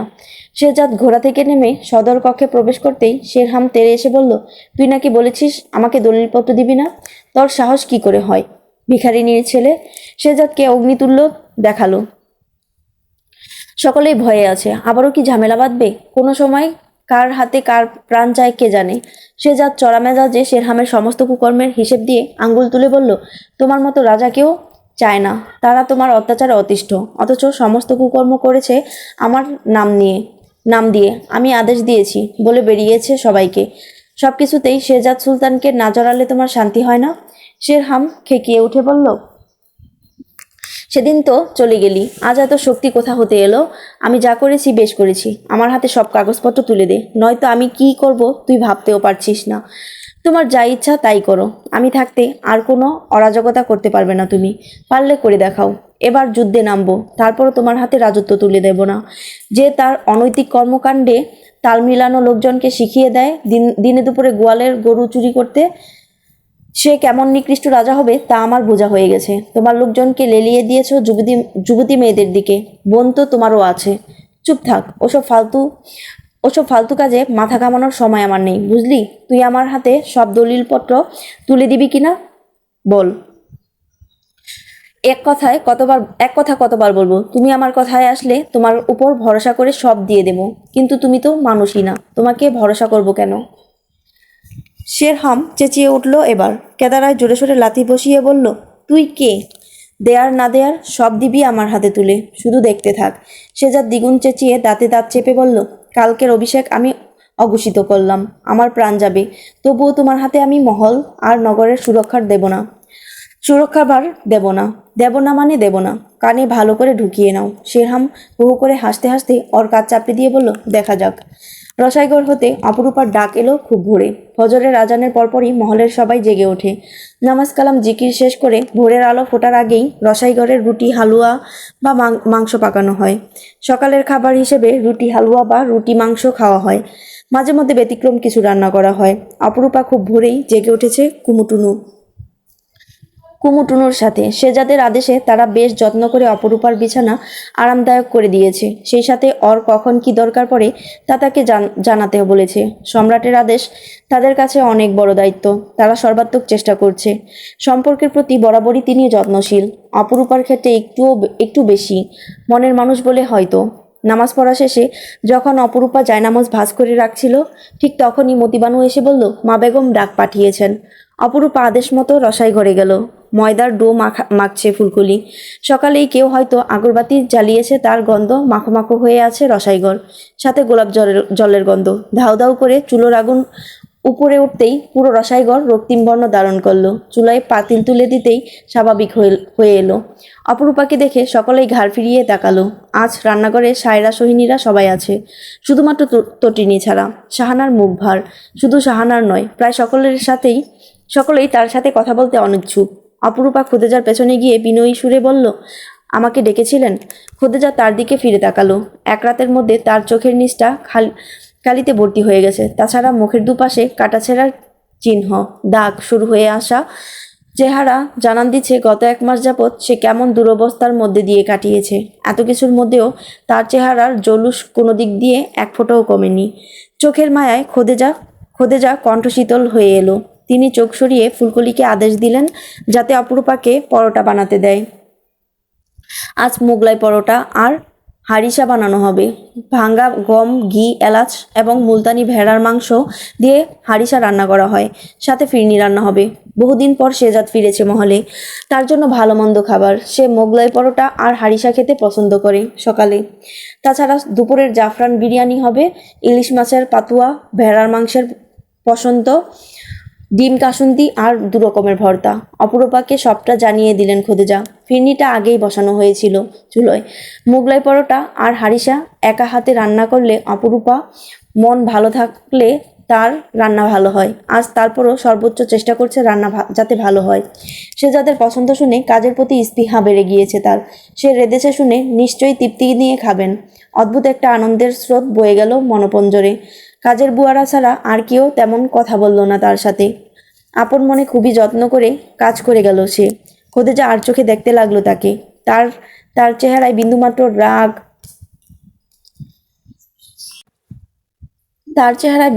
রাগ ক্ষোভ কিংবা বিরক্তি দেখা গেল না। গায়ে জলপাই রঙের সালোয়ার কামিজ, মাথায় ওড়না জড়ানো, মাথায় বাঁকা সিথি, সহজ সরল মুখ, নাকের মাথায় জলজল করছে সাদা একটা পাথর।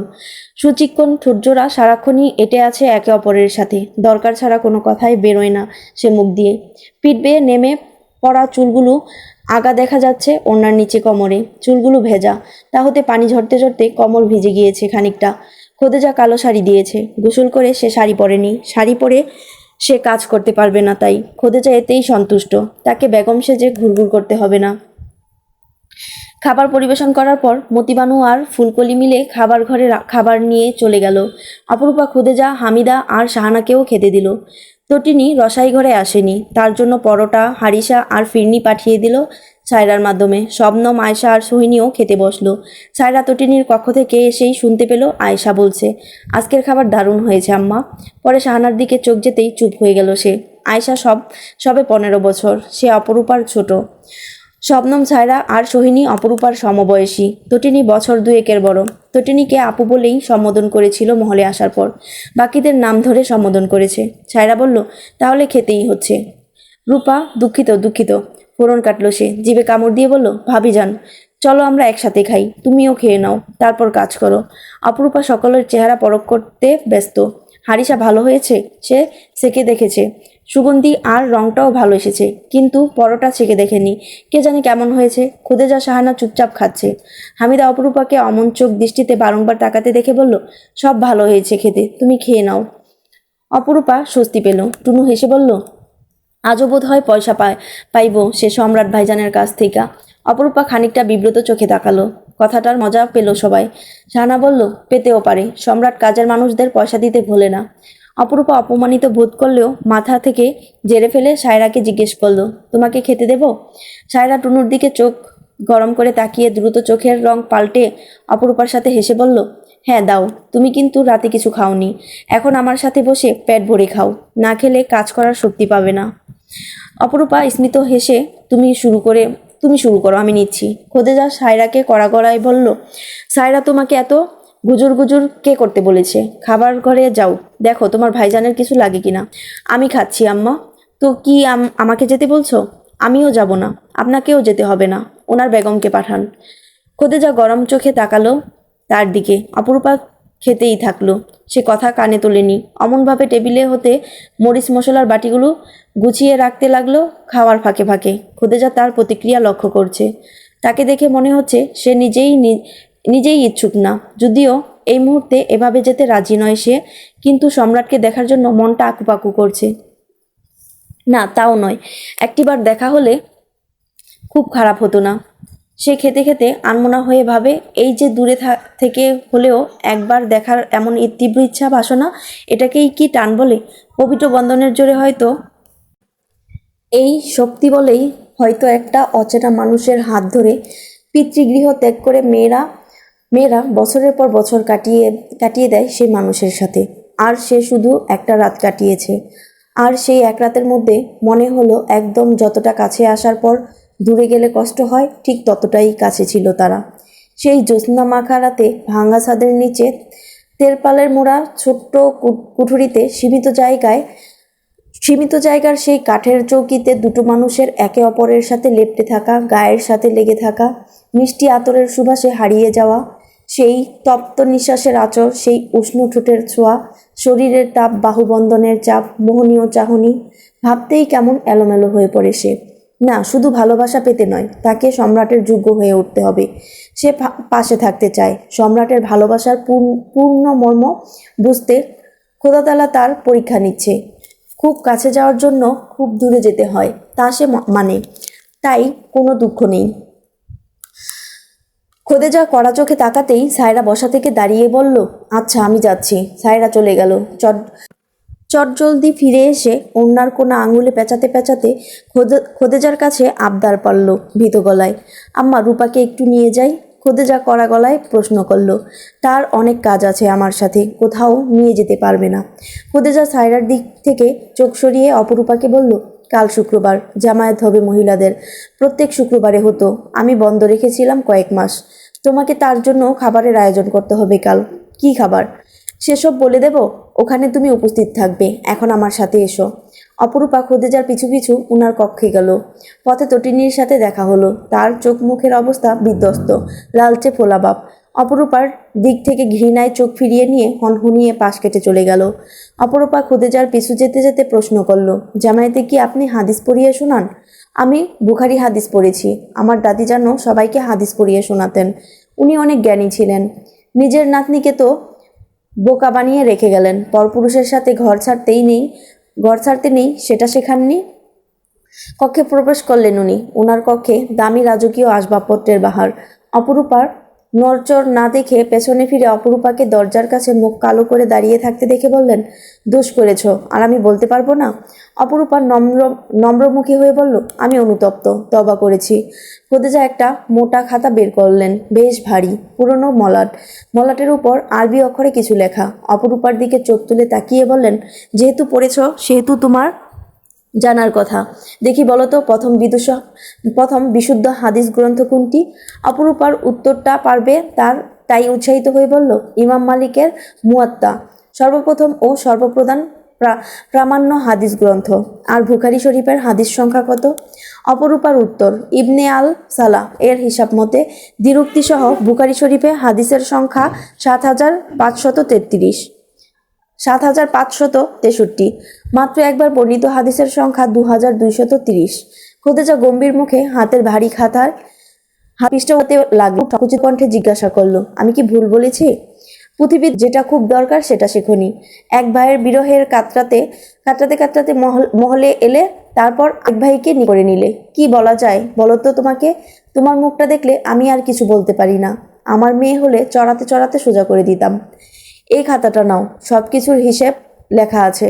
মহলের মাসিক বাজারের হিসেব থেকে শুরু করে সমস্ত নিয়ম কানুন নাও পড়ো, তারপর দুপুরের রান্নার আয়োজন করো। অপরূপা খাতাটা নিয়ে চোখ বুলাতে লাগলো। সায়রা এসে তার সঙ্গ দিল। ঘরের দিকে এগোচ্ছে আর দোয়াতকালীর লেখাগুলো পড়ছিল। শেহজাদ সাফায়েতের সাথে কথা বলতে বলতে সেই পথে দিয়ে যাচ্ছিল। তাদের দেখে থমকে দাঁড়ালো। সায়রার চোখ তাদের দিকে পড়তেই সাফায়েত মাথার পেছনে চুলকাতে বলল, আমি বাইরে আছি ভাইজান, তুমি এসো। অপরূপা হতচকিত, বুকের ভেতর ধক করে উঠল শেহজাদের মুখ দর্শন করতেই। শেহজাদ চোখ শুরু করে তাকিয়ে আছে। সায়রাও অপরূপাকে অজুহাত দিয়ে দ্রুত চলে গেল। অপরূপা খাতাটা বুকে জড়িয়ে শেহজাদের পাশ দিয়ে যেতেই শেহজাদ পথ আটকে বলল, পড়াশোনা দেখি ভালোই চলছে। অপরূপা আর চোখ তুলে বলল, হ্যাঁ, কিন্তু আপনাকে দেখার পর সব ভুলে গিয়েছি। শেহজাদ আর কিছু বলার আগেই সে এক ফাঁকে ছুটে পালালো আর থামলো শেরহামের সামনে গিয়ে। শেহজাদ গাড় ফিরিয়ে হাসতেই শেরহামকে দেখে হাসিটুকু মিলিয়ে গেল। শেরহাম শীষ বাজাতে বাজাতে শেহজাদের সামনে এসে বলল, কালকের এমন সময়ে আমি এই মহলের রাজা, তোর পতন দেখে আমি শিরনি বিলাবো। শেহজাদ বক্র হেসে বলল, শুভকামনা। মাগরিবের নামাজ পড়ে অপরূপা টিংটিংকে দেখবে এমন উদ্দেশ্যে মহল থেকে বেরিয়েছে। সাথে শিবান আসতে চেয়েছিল। খদিজা টের পাবেন ভেবে অপরূপা একা এসেছে। টিংটিং ওকে দেখে বরাবরের মতো খুশিতে আত্মহারা। অপরূপা তার গলা জড়িয়ে ধরে আদর করলো। টিংটিং তার কাঁধে মুখ ঘষতে লাগলো। অপরূপা হাসতে হাসতে বলল, আমাকে যেতে হবে বন্ধু, সবাই খুঁজবে এতক্ষণে। আচমকিত ধপধপ পায়ের শব্দ কানে এলো তার। পেছনে ফিরতেই দেখলো মুখোশ পরা 7-8 জন লোক। তার উপর হামলে পড়লো পাউডার জাতীয় কিছু একটা ছুরি দিয়ে। অপরূপা অচেতন হয়ে গেল প্রায়। তাকে অচেতন করে তারপর তুলে নিয়ে গেল শেরহামের লোকজন। তার সারা শব্দ না পেয়ে কিছুক্ষণের মধ্যে হইচই পড়ে গেল মহলে। শেহজাদ সবেমাত্র মসজিদ হতে মহলে ফিরেছে। গায়ে চাদর জড়িয়ে বাইরে বেরোচ্ছিল। সায়রার মুখে অপরূপার অনুপস্থিতির কথা শুনে খাপ হতে তলোয়ার বের করে বেরিয়ে এলো। অস্থির চিত্তে নিচে গিয়ে রুদ্রমূর্তি ধারণ করে শেরহামের পোশাক চেপে ধরে বাজখাই গলায় বলল, রূপা কোথায়? শেরহাম ধাক্কা দিয়ে সরিয়ে দিয়ে বলল, খুঁজে বের কর, আমি কি জানি। শেহজাদ ওকে ধাক্কা দিয়ে সরিয়ে দিয়ে সবাইকে একে একে জিজ্ঞেস করতে লাগলো, কেন রূপাকে একা ছাড়লো সবাই? কেউ উত্তর দিতে পারল না। শেহজাদ সবার উপর চড়াও হলো। সে তলোয়ার হাতে বেরিয়ে গেল মহল থেকে। তটিনী এতক্ষণ চুপ করেছিল। গত রাতে সবটা শুনেছে সে। পরিস্থিতি খারাপের দিকে যাচ্ছে দেখে সত্যিটা বলার জন্য শেহজাদের পেছনে ছুটে গেল সে। ঘোড়ার পেছনে ছুটতে ছুটতে বলল, আমি জানি রূপা কোথায়। বেশি দূর যাওয়ার আগেই শেরহামের লোকজন তাকে বন্দি করলো। একটা গুদাম কুঠুরিতে নিয়ে গিয়ে আটক করে রাখলো। শেহজাদ ছুটে চলল নদীর ঘাটের দিকে, কুঠুরিটি মহল থেকে দূরের বসতিতে। তটিনী অন্ধকারে বন্দী হওয়ার পর ভয়ে শব্দহীন বসে আছে। শেরহাম ওই কক্ষে প্রবেশ করে তটিনীকে সাবধান করতে যাবে। তটিনী একটা শক্ত কাঠ তুলে শেরহামকে আঘাত করলো মাথায়। শেরহামকে মাথা চেপে পড়ে যেতে দেখবে তা ভুলেও ভাবেনি সে। অন্যদিকের কক্ষের দরজা খোলা দেখে বাহির হতে শেরহামের একজন রক্ষী দরজা বন্ধ করে দিয়ে চলে গেল। অত্যধিক ভয়ে তটিনী ধপ করে বসে মাথার চুল টেনে ধরল। ঘণ্টাখানিকের মধ্যে দলে দলে মানুষ ছুটে এলো মশাল হাতে। সন্দেহ জাগলো এই গুদামঘরের ভেতর চোর ডাকাত আছে। কক্ষের দরজা খুলে তারা দেখলো একটা মেয়ে কাঁদছে ভয়ে। আর আলো দেখে চোখ মুখ কুঁচকে মাথার পেছনে চেপে শেরহাম খেকিয়ে শোয়া থেকে উঠে বলল, এই কারা তোরা? তটিনী এক দৌড়ে বেরিয়ে গেল সেই কক্ষ হতে। চিৎকার করে কেঁদে উঠল। সাফায়েতকে পেয়ে হাউমাউ করে কেঁদে উঠতেই সাফায়েত তাকে আগলে ধরে বলল, কিছু হবে না, কেঁদো না। তটিনী কাঁদতে লাগলো। মশাল হাতে দাঁড়ানো মানুষগুলো একসাথে সি করতে লাগলো। ঘাটে কোনো জাহাজ নেই, ডিঙ্গি নৌকাও দেখা যাচ্ছে না। জনশূন্য নদীর ঘাটে জল থই থই করছে। চাঁদের কিরণে যতটুকু দেখা যাচ্ছে ততটুকুতেও একটা নৌকারও দেখা মিলছে না। শেহজাদ অস্থির চিত্তে পায়চারি করে পুনরায় ঘোড়ায় চেপে বসলো। কর্মীরা বলল, সাহেব, আমরা কি মহলে ফিরব? হ্যাঁ, ভাইজান জানে রূপা কোথায়, দ্রুত ফিরতে হবে। টকবগিয়ে ঘোড়ার পিঠে চড়ে এলো কাশিম। এসে ঘোড়ার পিঠ থেকে নেমে নত চোখে বলল, সেখানে আরেকটা বিপদ ঘটে গিয়েছে সাহেব। তটিনী মাহমুদাকে শেরহাম সুলতান বন্দি করেছেন মোল্লাবাড়ির দোকানের গুদামে। সেখানে শেরহাম সুলতানও ছিলেন। কি হয়েছে কিছু বুঝতে পারা যাচ্ছে না। তটিনী মাহমুদা সবার ধিক্কার শুনে আত্মাহুতি করতে যাচ্ছিলেন। সেখানে ভয়ঙ্কর অবস্থা। আপনার ফুপু যেন কান্নায় ভেঙে পড়েছেন। শেহজাদের বিশ্বাস করতেই কষ্টে হলো। নিজের বোনতুল্য মেয়েটার সাথে ভাইজান, সেই মেয়েকেই যার সাথে একসময় তার নিকাহ হওয়ার কথা ছিল। এবার সে আর কোনো সুযোগ দেবে না শেরহাম সুলতানকে। অগ্নিতুল্য হয়ে ঘোড়ার পিঠে চড়ে শেহজাদ মহলে ফিরে গেল। সদর কক্ষে মহলের মহিলারা সবাই জটলা পাকিয়ে আছে। পাড়াপড়শিরাও এলো। তারা উঠোনে দাঁড়ানো। ঘোড়ার রেশাধ্বনি শুনতেই সকলেই ঘাড় ফিরাতেই সিংহদ্বার পেরিয়ে শেহজাদকে ঢুকতে দেখলো। সকলেই সরে পড়ল। সদর কক্ষে প্রবেশ করতে করতে হাত ছেড়ে বলল, এত ভিড় কিসের? সমস্যা কি? ভীত সম্ভ্রান্ত চোখে তাকালো সকলেই। সে প্রবেশ করতেই শাহানা ছুটে এসে বলল, তুমি এই অপবাদ থেকে ওকে শেরহাম কি করে এই কাজ করতে পারলো? ওর মধ্যে কি মনুষ্যত্ব এতটুকুও বেঁচে নেই? দেখো ওর কি অবস্থা। শেহজাদ আহত চোখে তাকালো। খোদেজার বুকে গুটিসুটি মেরে অজ্ঞান অবস্থায় পড়ে রয়েছে তটিনী। চাদরে ঢাকা থাকায় তার মুখ দেখা গেল না। সায়রা, সৈনীরা এমন দুর্দশায় একসাথে কাঁদছে। সকলের আর্তনাদে শেহজাদের হাতের মুষ্টি শক্ত হয়ে এলো। বাইরে শেরহামের কণ্ঠস্বর শোনা গেল। ভিড় দেখে সে চিল্লাপাল্লা করছে। মানুষ পালিয়েছে তার গর্জন দেখে। সকলেই মহলের এমন অবস্থা দেখে দূরছাই করছে। শেহজাদ হনহনিয়ে বেরিয়ে গেল। আজ হ্যাস্তন্যস্ত করেই ছাড়বে সে। তাকে অমনভাবে বেরোতে দেখে সকলের বক্ষ কেঁপে উঠল। শেরহামও বুঝে উঠতে পারেনি আচমকা সে আক্রমণ করে বসবে। এক নাগারে পরপর 2-4টে ঘুষি বসাতেই শেরহাম ছিটকে পড়ল। উঠে বসতে না দিয়ে সেভাবেই তার গলা চেপে ধরল শেহজাদ। তার মুখ রক্তবর্ণ ধারণ করেছে। হাতের গলায় নীল রঙের রগগুলি ভেসে উঠেছে প্রবল চাপে। সে প্রবল আক্রোশে বলল, আজকে তোমাকে খুন করেই তবে শান্তি আমার। কি করেছো তটিনীর সাথে? সাফায়েত আর কামিল টেনে নিয়ে গেল শেহজাদকে। শেরহামের চোখ উল্টে আসছিল দম নিতে না পেরে। আর কিছুক্ষণ থাকলে অক্কা পেত। শোয়া থেকে উঠে দাঁড়িয়ে কাশতে কাশতে বলল, আমি তটিনীকে কিছু করিনি। ফালতু কথা বলবি না। সব দলিলপত্র দিয়ে দে, তার আগে রূপার খোঁজ পাবি না। শেহজাদ সাফায়েতের জন্য তেড়ে আসতে পারল না। চিৎকার দিয়ে বলল, রূপার যদি কিছু হয় তোমার জিন্দেগি এখানেই শেষ। তুমি সীমা পেরিয়ে গিয়েছ। তটিনীর গায়ে কলঙ্ক লাগানোর জন্য তোমাকে আমি কঠিন শাস্তি দেব। আগে তোর বউকে খুঁজে বের কর, তারপর বাকি কাজ করিস। শেহজাদ বিকট গর্জন করে বলল, আবারও সাবধান করছি তোমাকে। রূপাকে কোথায় নিয়ে গিয়েছো বলো। শেরহাম গায়ের ধুলো ঝাড়তে ঝাড়তে বলল, আমি বেশি কথা বলতে পছন্দ করি না। যা বলেছি তাই কর, নয়তো তটিনীর মতো তোর রূপারও একই অবস্থা হবে।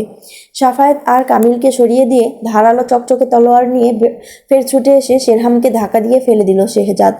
তলোয়ার উপর তুলে কোপ বসাতেই সায়রা ছুটে এসে শেহজাদকে জড়িয়ে ধরল পেছন থেকে। কেঁদে উঠে বলল, ভাইজান শান্ত হন, রাগের বশে বড় ভাইজানকে মারবেন না, পরে আপনি অনুতপ্ত হবেন।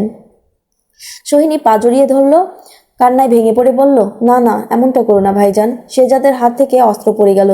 ক্রোধের উন্মত্ততায় হাঁপাতে লাগলো সে। ঘাম ঝরে পড়ল তার গাত্র বেয়ে, কপাল ছিঁড়ে। শ্বেতবর্ণ মুখটা রক্তিম। সোহিনীর শেরহামকে তুলে পোশাক টেনে ধরে জাকিয়ে বলল, তুমি এমন কেন? তুমি আমার ভাইজান নাও, অন্য একটা মানুষ। তুমি আমার ভাইজান হতেই পারো না। আমার ভাইজান এমন ছিল না। তুমি এমন পশুর মতো হয়ে গেলে কি করে ভাইজান? তুমি আমার আদরের বোনদেরও ভুলে গিয়েছ। তুমি তোমার আদরের বোনদেরও ভুলে গিয়েছ। তোমার পরিবারের সাথে দিনের পর দিন জুলুম করে যাচ্ছ। শেরহাম ওকে ঠেলে দিয়ে দাঁড়িয়ে পড়ল। শেহজাদকে রুক্ষস্বরে বলল, আমাকে মারবি? মার, মেরে ফেল।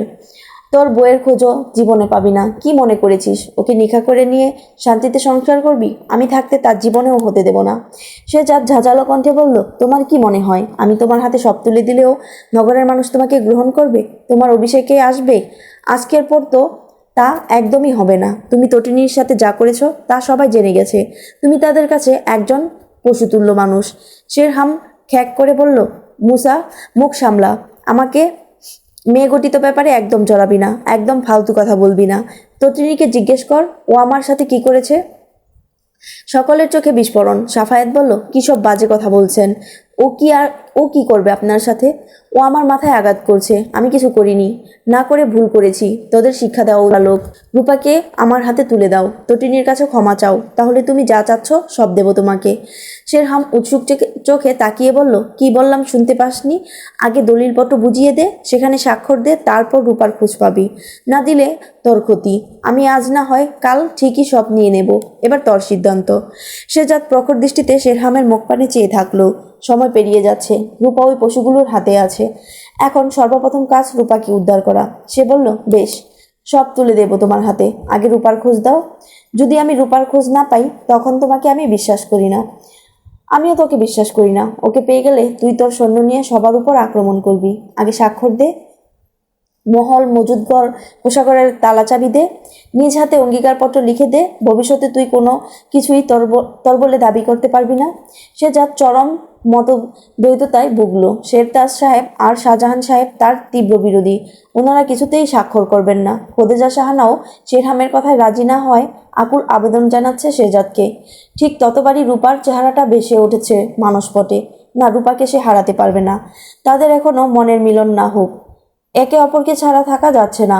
এমন সময়টা তো দেরিতে আসুক, স্বামী স্ত্রীর মতো সেই গভীর সম্পর্ক গড়ে উঠতে দেরি হোক, একে অপরকে গভীরভাবে চিনতে জানতে দেরি হোক, বোঝাপড়ায় অমিল হোক, তারপর রূপাকে সে হারাতে পারবে না। তার জীবনের একচ্ছত্র ছায়া জুড়ে রূপার বাস। সে হারায়, সে সে হাসায়, ব্যথিত করে, ভাবায়, আনন্দ দেয়। সেই মেয়েটি ছাড়া তার পথ চলা অসম্ভব। সে আসন ছাড়বে, কিন্তু দায়িত্ব নয়, ক্ষমতা তার দরকার নেই। রূপা পাশে শক্তি পাবে। রূপাকে নিয়ে সে নগর কেন, বিশ্ব জয় করতে পারবে। সব যাক, কিন্তু রূপা সুস্থ রূপে তার কাছে ফিরে আসুক। খোদাবান তাকে হেফাজত করুক, গায়ে একটা আঁচড়ও না লাগুক। আর শুধুমাত্র তার জন্য মেয়েটা প্রতিটা পদে পদে বিপদে পড়ছে, জীবন মৃত্যুর খেলায় লড়ছে একা একা। তাকে কাছে পেলে আর এক মুহূর্তের জন্য চোখের আড়াল করবে না সে। প্রয়োজন পড়লে মহলে রাখবে না, আলাদা রাখবে, তাও নিজের কাছে রাখবে, খুবই যত্নে। সবকিছুর মীমাংসা হতে হতে এশার আজান পড়ে গেল। শেরহামের হাতে মহলের চাবি, কোষাগারের চাবি, মজুদঘরের চাবি, জমিজমার কাগজপত্র, অঙ্গীকারপত্র লেখা আর তাতে স্বাক্ষর দিয়ে ক্ষমতা হস্তান্তর করতেই অপরূপার খোঁজ পেল শেহজাদ। কাল অভিষেকে শেরহাম নিজেকে এই নগরের সম্রাট বলে নিজেকে ঘোষণা করবে, যদিও নগরবাসীর কাছে সে ইতিমধ্যে আতঙ্ক স্বরূপ। তারপরও ডাকডোল পিটিয়ে সে উল্লাস করতে চায়। শাহজাহান সাহেব আর শেরতাজ সাহেব স্তব্ধ হয়ে বসে আছেন। শেহজাদ ওনাদের স্বাক্ষর নিয়েছেন এই বলে যে সে তার দায়িত্ব ভুলবে না, দাদাজানের দেওয়া কথা সে কখনোই ভুলবে না। সে আসন ছাড়ছে, ক্ষমতা ছাড়ছে, কিন্তু দায়িত্ব না। নিজের শেষ নিঃশ্বাস অবধি সে নগরের মানুষের পাশে থাকবে। তার দলবল নিয়ে সে বেরিয়ে গেল পলাশপুরের উদ্দেশ্যে। এক পুরনো বাসভবনে, অন্ধকুঠুরিতে অপরূপাকে বন্দি করে রাখা হয়েছে। জাহাজ নিয়ে দ্রুত পাড়ি দিল তারা। এদিকে জ্ঞান ফেরার পর তটিনী কান্না জুড়ে দিল সবটা শুনে। সে জানতো রূপা কোথায় আছে, যদিও শেরহাম গতরাতে তটিনীকে দেখার পরপরই রূপাকে সিদ্দিপুরে না নিয়ে পলাশপুরের একটা বাসভবনে রাখতে বলেছে। তাও তটিনীর অনুশোচনা যাচ্ছে না, সাথে মানুষের বিষাক্ত কথাগুলো তার ভেতরটা পুড়িয়ে দিচ্ছে, তাও একটা জঘন্য মানুষের সাথে তাকে জুড়ে। শাহানা শান্ত করে বলল, কারো কথায় কিছু যায় আসে না। তুমি তো নিজেই বললে ও তোমার সাথে জোরাজুরি করেনি। তাতে কি? ওই জঘন্য লোকটা তো আমাকে ইচ্ছে করে বন্দি করেছিল, খারাপ উদ্দেশ্য নিয়েই ওই কুঠুরিতে এসেছিল। আমার পা গুলাচ্ছে, ঘেন্না হচ্ছে, আমি মরতে চাই। শেহজাদ ভাই তাকে কেন শাস্তি দিচ্ছে না, কেন তাড়িয়ে দিচ্ছে না? আমি ওই নোংরা লোকটার আশেপাশেও থাকতে চাই না। শেরহাম সদর কক্ষে প্রবেশ করে উৎফুল্ল চিত্রে। আজ তার খুশির দিন, আনন্দের দিন। আজ বাকি রাতটুকু সে আনন্দ উল্লাস করবে। তটিনীর কান্নাকাটি শুনে তার মেজাজ খারাপ হচ্ছিল। এই মেয়ের কারণে সে ফেঁসে গিয়েছে। কাল অভিষেকে যখন নগরের বড়সড় মহাগণ্য মানুষগণ তাকে অভিনন্দন জানাতে আসবে, তখন সে এই কথাগুলোর মুখোমুখি হবে। সে সবার কাছে নিকৃষ্ট প্রদর্শিত হবে। তাই সামাদ তাকে পরামর্শ দিল এই মেয়েকে নিকাহ করতে, তাহলে তার চরিত্রের উপর আর আঙ্গুল উঠবে না। সবাই বিষয়টাকে অতটা নোংরামো ভাববে না। তাছাড়া এই মহলে তার অবস্থান শক্তপোক্ত করার জন্য তটিনী একমাত্র হাতিয়ার হতে পারে। এতে পরবর্তীতে কেউ সহজেই তাকে দুর্বল পেয়েও আঘাত করতে পারবে না। ত্যায্য পুত্র হোক, ত্যায্য জামাতা তো হতে পারে না। তাই সামাদের পরিকল্পনা তার খারাপ লাগেনি। তাছাড়া তটিনী অপাকে পছন্দ করে না। সেক্ষেত্রে তটিনী তার একমাত্র গুটি, যে তাকে জিতিয়ে দিতে পারে সব ক্ষেত্রে। সে সদর কক্ষে পা রাখতেই সকলেই তার দিকে ভীত চোখে তাকালো। তার শক্তি এখন দ্বিগুণ। তটিনী তাকে দেখেও না দেখার ভান ধরে অন্যদিকে চোখ ঘুরিয়ে নিল। শেরহাম সবাইকে চমকে দিয়ে, হতবাক করে দিয়ে নিজের প্রস্তাব পেশ করলো, আমি তটিনীকে আজই নিকাহ করতে চাই। কিছু পর কাজী আসবে, কেউ এর বিরোধিতা করলে সোজা মহলের বাইরে রাস্তায় ছুঁড়ে ফেলবো। সাবধান, সায়রা সৈনী ওকে সাজিয়ে দে। সকলেই মুখ হয়ে চেয়ে রইল, কিছু বলার বাকি রইল না শেরহাম। শাহানা গালে হাত দিয়ে বলল, না না, এ হতে পারে না। এমন অমানুষের হাতে আমি আমার কন্যা দেব না। তটিনী ক্রুদ্ধভাগিনীর মতো দ্রুত গতিতে উঠে দাদাজানের সেই সিংহাসনে গেঁথে রাখা তলোয়ার খাপ থেকে বের করে প্রবল গতিতে ছুঁড়ে মারল শেরহামের দিকে। উপস্থিত সকলেই হতভম্ব, বাকহীন। শেরহাম সরে পড়ল সেখান থেকে। ঝনঝন করে ছিটকে পড়ল তলোয়ারটি। রক্তচক্ষু নিয়ে তাকিয়ে গর্জে তটিনীর দিকে তেড়ে গিয়ে সিংহাসনের সাথে লাগিয়ে গলা চেপে ধরে শেরহাম বলল, এত স্পর্ধা আসে কোথা থেকে তোর? এত তেজ, এত জেদ, সব বের করে দেব আমার সাথে লাগতে আসলে। ওই শেহজাদ সুলতান আমার কাছে হার মেনেছে, তুই কোথাকার ছাই। কান্নাকাটির রোল পড়ে গেল, কারণ সাফায়েত শেহজাদ তার সৈন্যদল কেউই নেই। যারা ছিল তারা শেরহামের সৈন্যদের হাতে আটক। শেরতাজ সাহেব কলার তার কলার ধরে টেনে এনে কষে গালে চড় বসালো। শেরহাম ওনাকে ধাক্কা দিয়ে ফেলে দিল, গর্জে ওঠে। সায়রা শবনম ওনাকে গিয়ে ধরলেন। তটিনী কাশতে কাশতে সিংহাসনের পায়ার কাছে ঠেস দিয়ে বসে পড়ল। শেরতাজ সাহেব বললেন, অমানুষ, কার গায়ে হাত তুলেছিস তুই? মানুষের গায়ে হাত তুলেছি। আমার গায়ে হাত তোলার সাহস কি করে হয়? বেশি বাড়াবাড়ি করলে এখনই ঘাড় ধরে সব কয়টাকে বের করে দেব। কেউই ভুলে যাবে না, আজ থেকে আমি সম্রাট, আমি রাজা। সবকিছু আমার নখর দর্পণে। সেখানে একটা নখ সমান মেয়ে আমার দিকে তলোয়ার ছুঁড়ে মারল। তুমি ওকে বন্দি করেছো কেন? কোন সাহসে? কত বড় বেয়াদব তুমি! ওকে বন্দি করে ওর ইজ্জত নিয়ে ছিনিমিনি খেলতে গিয়েছিলে। লজ্জা হওয়া উচিত তোমার। তুমি ওকে কলঙ্কিত করেছো। ওর কাছে ক্ষমা চাও। কি করে নিকার প্রস্তাব দাও? তোমার মতো মানুষের সাথে নিকা হওয়ার চাইতে মরে যাওয়া উত্তম। তাহলে মরে যেতে বলো, আমি বসে বসে দেখি। তুমি ক্ষমা চাও ওর কাছে, ও তোমার কোনো ক্ষতি করেনি। যেন ঠাট্টা করলো তার সাথে। সেভাবেই হাসলো শেরহাম। হাসতে হাসতে তটিনীর দিকে এগিয়ে গিয়ে তাকে বসা থেকে তুলে সিংহাসনে বসিয়ে শক্ত করে বাহু চেপে ধরে ফেসফেসে গলায় বলল, তোর জন্য আমার দিকে আঙ্গুল উঠেছে। যা করিনি সবাই তা বলছে। তোর জন্য আমি আমার এই বহু কষ্টে অর্জিত সম্মানে আঘাত হানতে দেব না। আজই তোকে নিকাহ করব, নইলে সবাইকে নিয়ে বেরিয়ে যা আমার মহল থেকে। একদম আশেপাশেও থাকবি না। তটিনী নিস্তেজ হয়ে পড়ল। শেরহামের চোখে চোখ রাখতে গিয়ে ঘৃণা ছুড়ে বলল, তুমি পশুর চাইতে অদম। সম্রাট একজনই ছিল, আর সেই থাকবে। তুমি তার নখের যোগ্য হতে পারবে না। আজ অসহায় পেয়ে তুমি আমার সাথে যা অন্যায় করেছ তা উপরওয়ালা কোনোদিনই ক্ষমা করবেন না। তিনি তোমাকে সুযোগ দিয়েছেন আজ, সুযোগ একদিন আমাদেরও আসবে। শেরহাম ওর গালের দুপাশে আঙ্গুল দ্বারা চেপে ধরে বলল, চুপ, একদম ফটর ফটর করবি না। তৈরি হয়ে নে। যা অপবাদ আমার গায়ে লেগেছে তোর জন্য তা আজ রাতেই সত্যি সত্যি করে দেব। তটিনী ঘৃণায় মুখ ফিরিয়ে নিল। শাহজাহান সাহেব বললেন, আমরা বেরিয়ে যাব, তারপরও তোমার হাতে আমাদের মেয়ে দেব না। তুমি রূপার জীবনটা এলোমেলো করে দিয়েছ। এখন তটিনীর দিকে নজর দিয়েছ, তোমার খুব খারাপ হবে। সে যা তটিনীকে ছুঁড়ে ফেলে সিংহাসনে আসন গ্রহণ করে হু হু করে হাসতে হাসতে বলল, এক্ষুনি বেরিয়ে যাও, মোল্লারদর মসজিদ পর্যন্ত। শেহজাদ সুলতান পলাশপুর থেকে আসবে কাল পরশু। ততদিন বাইরে থাকো।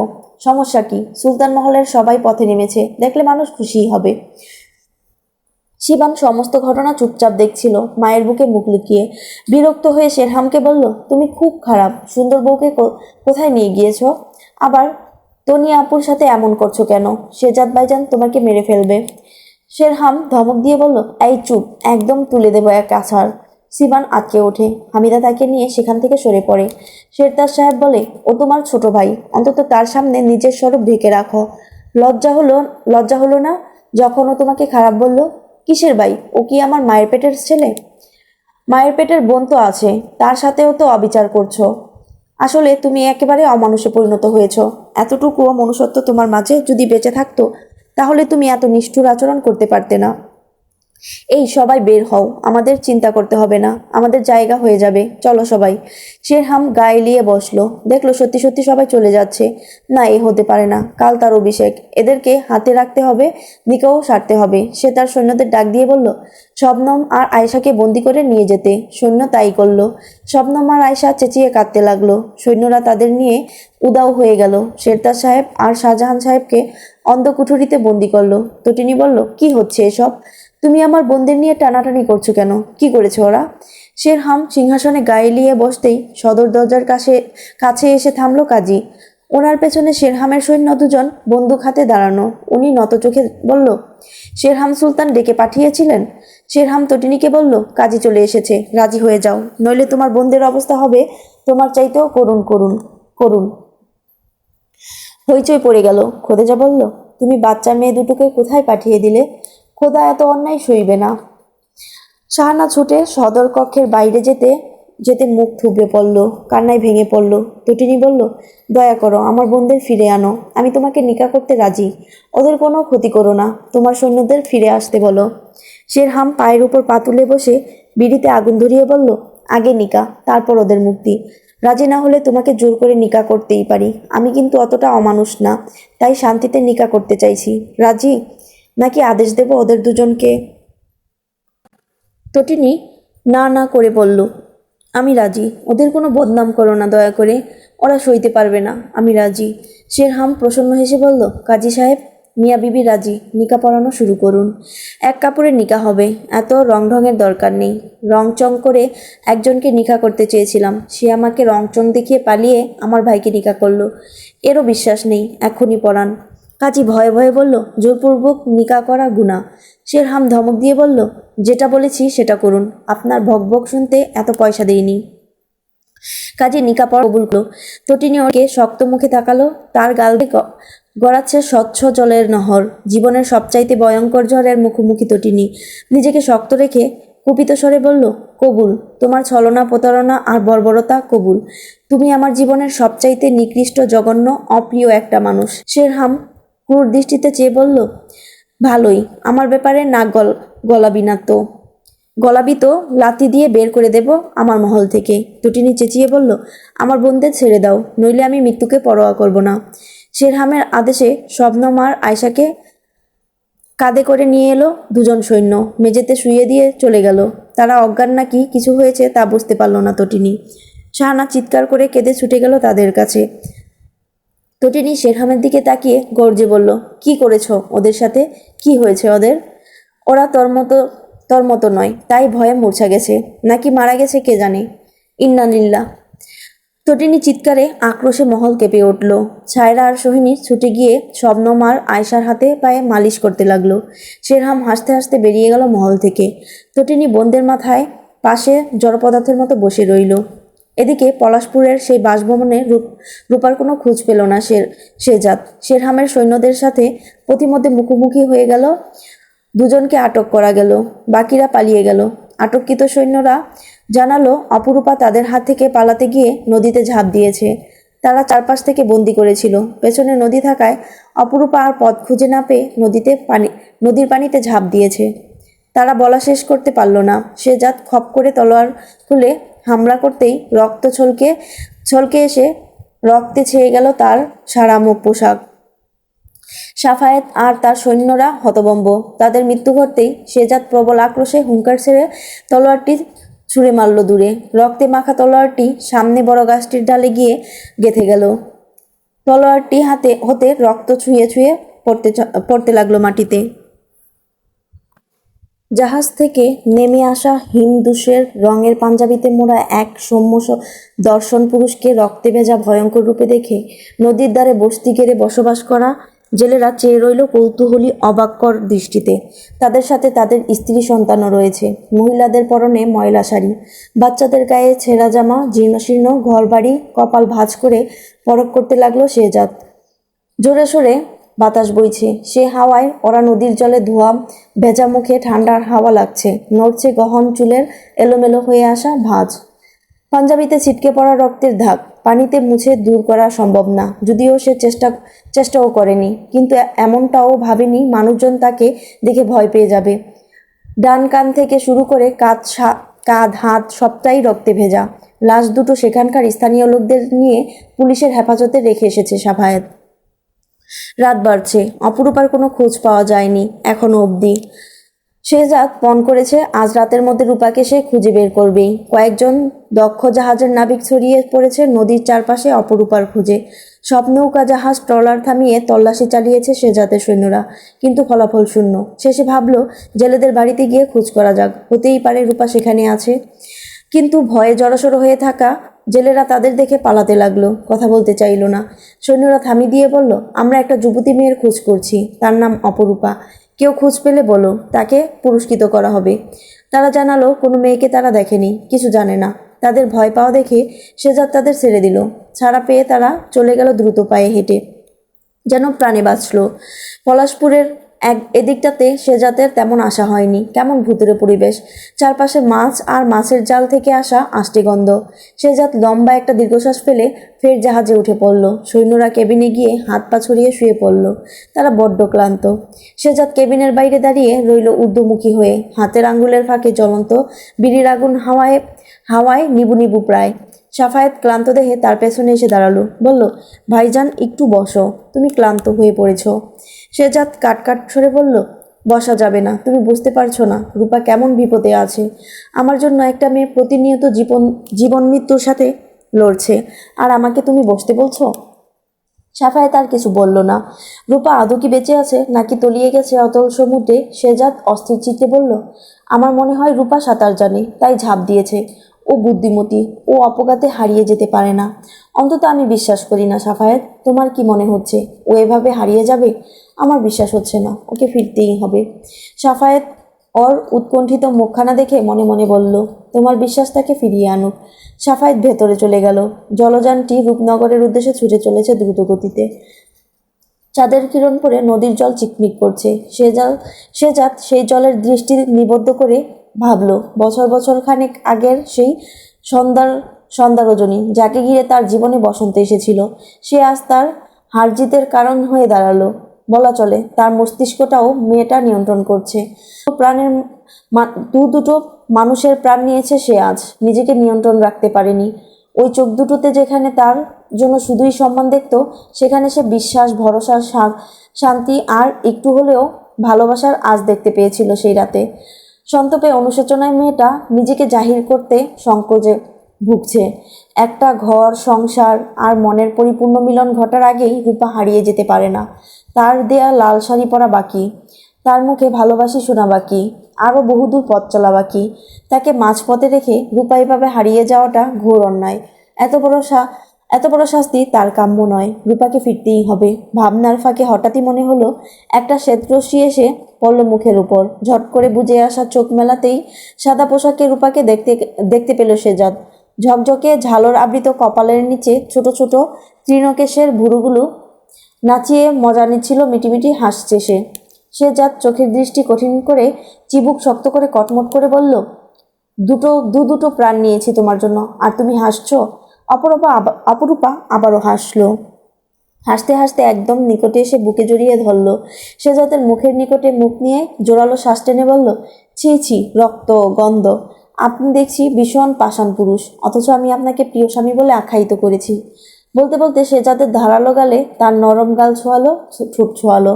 শেজাদ দুহাতে তাকে জড়িয়ে ধরতে যাবে, ঠিক তখনই তার ভ্রান্তি দূর হলো। হৃদস্পন্দন বেড়ে গেল অচিরাত। এলোমেলো হয়ে এলো সমস্ত ভাবনা। রূপাকে তার ভীষণ ভীষণ দরকার। ক্ষোভের তাড়নায় পাশের কেদারাটিতে জোরে লাথি বসালো সে। হুড়মুড়িয়ে ছুটে এলো সৈন্যরা। শেজাদ তাদের দেখে নিজেকে স্বাভাবিক করে শান্ত স্বরে বলল, তোমরা ঘুমাও, কিছু হয়নি এখানে। উদ্দেশ্য এখন শেরহাম সুলতানের মুখোমুখি হওয়া। তটিনীর হাত চেপে ধরে নিজের কক্ষের দিকে তাকে টেনে নিয়ে গেল শেরহাম। কক্ষে ঢুকিয়ে তটিনীকে ছুঁড়ে ফেলে বলল, বেশি বাড়াবাড়ি করবি তো ফেলবো, চুপচাপ ঘুমা, আমাকে রাগাবি না। তটিনী দাঁড়িয়ে পড়ল। আমার নির্লজ্জ লোক রক্ত বলল, রাত বেড়েছে, আমার মাথা গরম করবি না। তোর নিকা হয়েছে, তুই ওই ঘরে কি তোর নিকা হয়েছে, তুই ওই ঘরে কি করিস? তুই আজ থেকে এই ঘরে থাকবি, সবার সামনে আমার বউয়ের মতো থাকবি। আমার কাল পড়েছে, তাই তোর মতো ফালতু মেয়েকে নিকা করতে হলো, নইলে তোকে গলা টিপে 2 মিনিট সময় লাগতো না। কাল আমার অভিষেক, নাটে আমাকে ঘুমাতে দে। বলে বিছানায় গিয়ে শুয়ে পড়ল সে। বোনদের সাথে প্রতিবারের মতো নিজ কক্ষে শুয়ে পড়েছিল সে। শেরহামের কথা না শুনে ঘুমও চলে এসেছিল। সেই ঘুম থেকে তুলে টেনে হিচড়ে শেরহাম তাকে নিয়ে এসেছে নিজের কক্ষে। এমন একজন নোংরা লোকের সাথে এক ঘরে থাকতে হবে ভেবে বমি পেল তার। এমন একটা অমানুষের সাথে রাত কাটানোর চাইতে তার মৃত্যু হলো না কেন? শেরহাম বিছানায় হাত পায়ে এলিয়ে ঘুমিয়ে পড়েছে। তটিনীর গা জ্বালা করছে। ইচ্ছে করলো বালিশ তুলে চাপা দিয়ে দম বন্ধ করে মেরে ফেলতে। সবাই শান্তি পাবে, সে সে না হয় বন্দি হবে, তারপরও সবাই তো শান্তিতে থাকবে। যেই ভাবা সেই কাজ। পাশ হতে বালিশ তুলে শেরহামের মুখের উপর সর্বশক্তি দিয়ে চেপে ধরতেই শেরহাম তাকে সরানোর চেষ্টা করলো। তটিনী চেপেই ধরল। আজ মেরেই ফেলবে সে। কাল সকালে শেজাদ ভাই এসে জানবে শেরহাম সুলতান মারা গিয়েছে। সে সাদা ধবধবে শাড়ি পরে আনন্দ উল্লাস করবে। ভাবতে ভাবতেই বলিষ্ঠ হাতের থাবার ধাক্কায় খাট থেকে দূরে ছিটকে পড়ল তটিনী।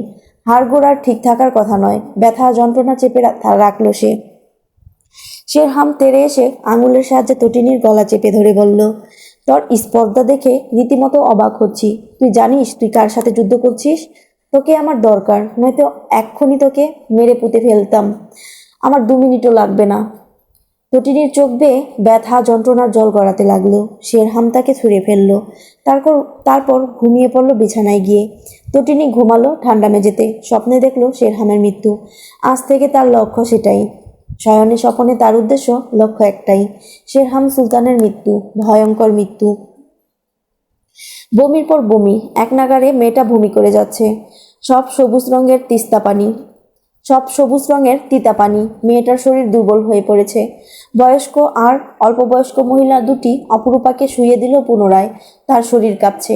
কাঁপতে কাঁপতে কি যেন বিড়বিড় করছে সে। কিছুক্ষণ আগেও ডাকাতের হাতে পড়বে বলে পালাতে চাচ্ছিল। বকবক করে বলছিল তাকে ধরতে এলে হাত কেটে ফেলবে বলে। আর হঠাৎই অসুস্থ হয়ে পড়ল। কিছুক্ষণ আগে যে লোকগুলো এলো তাদের ডাকাত ভেবে মেয়েটার খোঁজ দেয়নি তারা, কারণ মেয়েটি তাদের বারণ করেছিল। নদীর কিনারায় জাল নিয়ে মাছ শিকারে গিয়েছিল বয়স্কার মহিলাটির স্বামী সন্তানরা। সেখানে এই মেয়েটা কোথাকার ছুটে এসে জাল আঁকড়ে ধরে বাঁচার জন্য সাহায্য চাইল। আধমরা হয়ে তারা সবাই মিলে টেনে তুলতেই মেয়েটা অবচেতন হয়ে গেল। যখন চেতন ফিরল তখন সবটা খুলে বলল সবাইকে। তারা তাকে সাহায্য করলো। ভেজা পোশাক পাল্টে একটা শাড়ি পরিয়ে দিল কোনো মতে। এরপর মেয়েটা বমি শুরু হলো। এখনো পর্যন্ত বমি থামছে না। গা কাঁপিয়ে জ্বরও এসেছে। বয়স্ক মহিলাটি তার পাশেই কাঠ জ্বালিয়ে দিয়ে কপালের জলপট্টি দিতে লাগলো।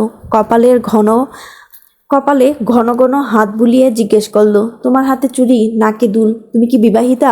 তোমার স্বামীর নাম কি? অপরূপা কাশতে কাশতে বুকে হাত চেপে ধরল। মহিলাটি তার পিঠের পেছনে হাত ঠেকিয়ে বসাতেই অপরূপা বলল, সম্রাট, আমি সম্রাটের বেগম। তারপরে মহিলাটির কোলে ঢলে পড়ল সে। শীতে তার গা কাঁপছে। চোখ দুটো লাল বর্ণের হয়ে এসেছে জ্বরের প্রকোপে। অল্প বয়স্কা মহিলাটি আগুনে আরও কয়েকটা কাঠ ফেলে দিল। অপরূপা নেতিয়ে পড়ল। ঝাপসা ঝাপসা চোখে দু চোখ বন্ধ করে বিশ্বাস করতে পারে সেই মানুষটাকে দেখলো।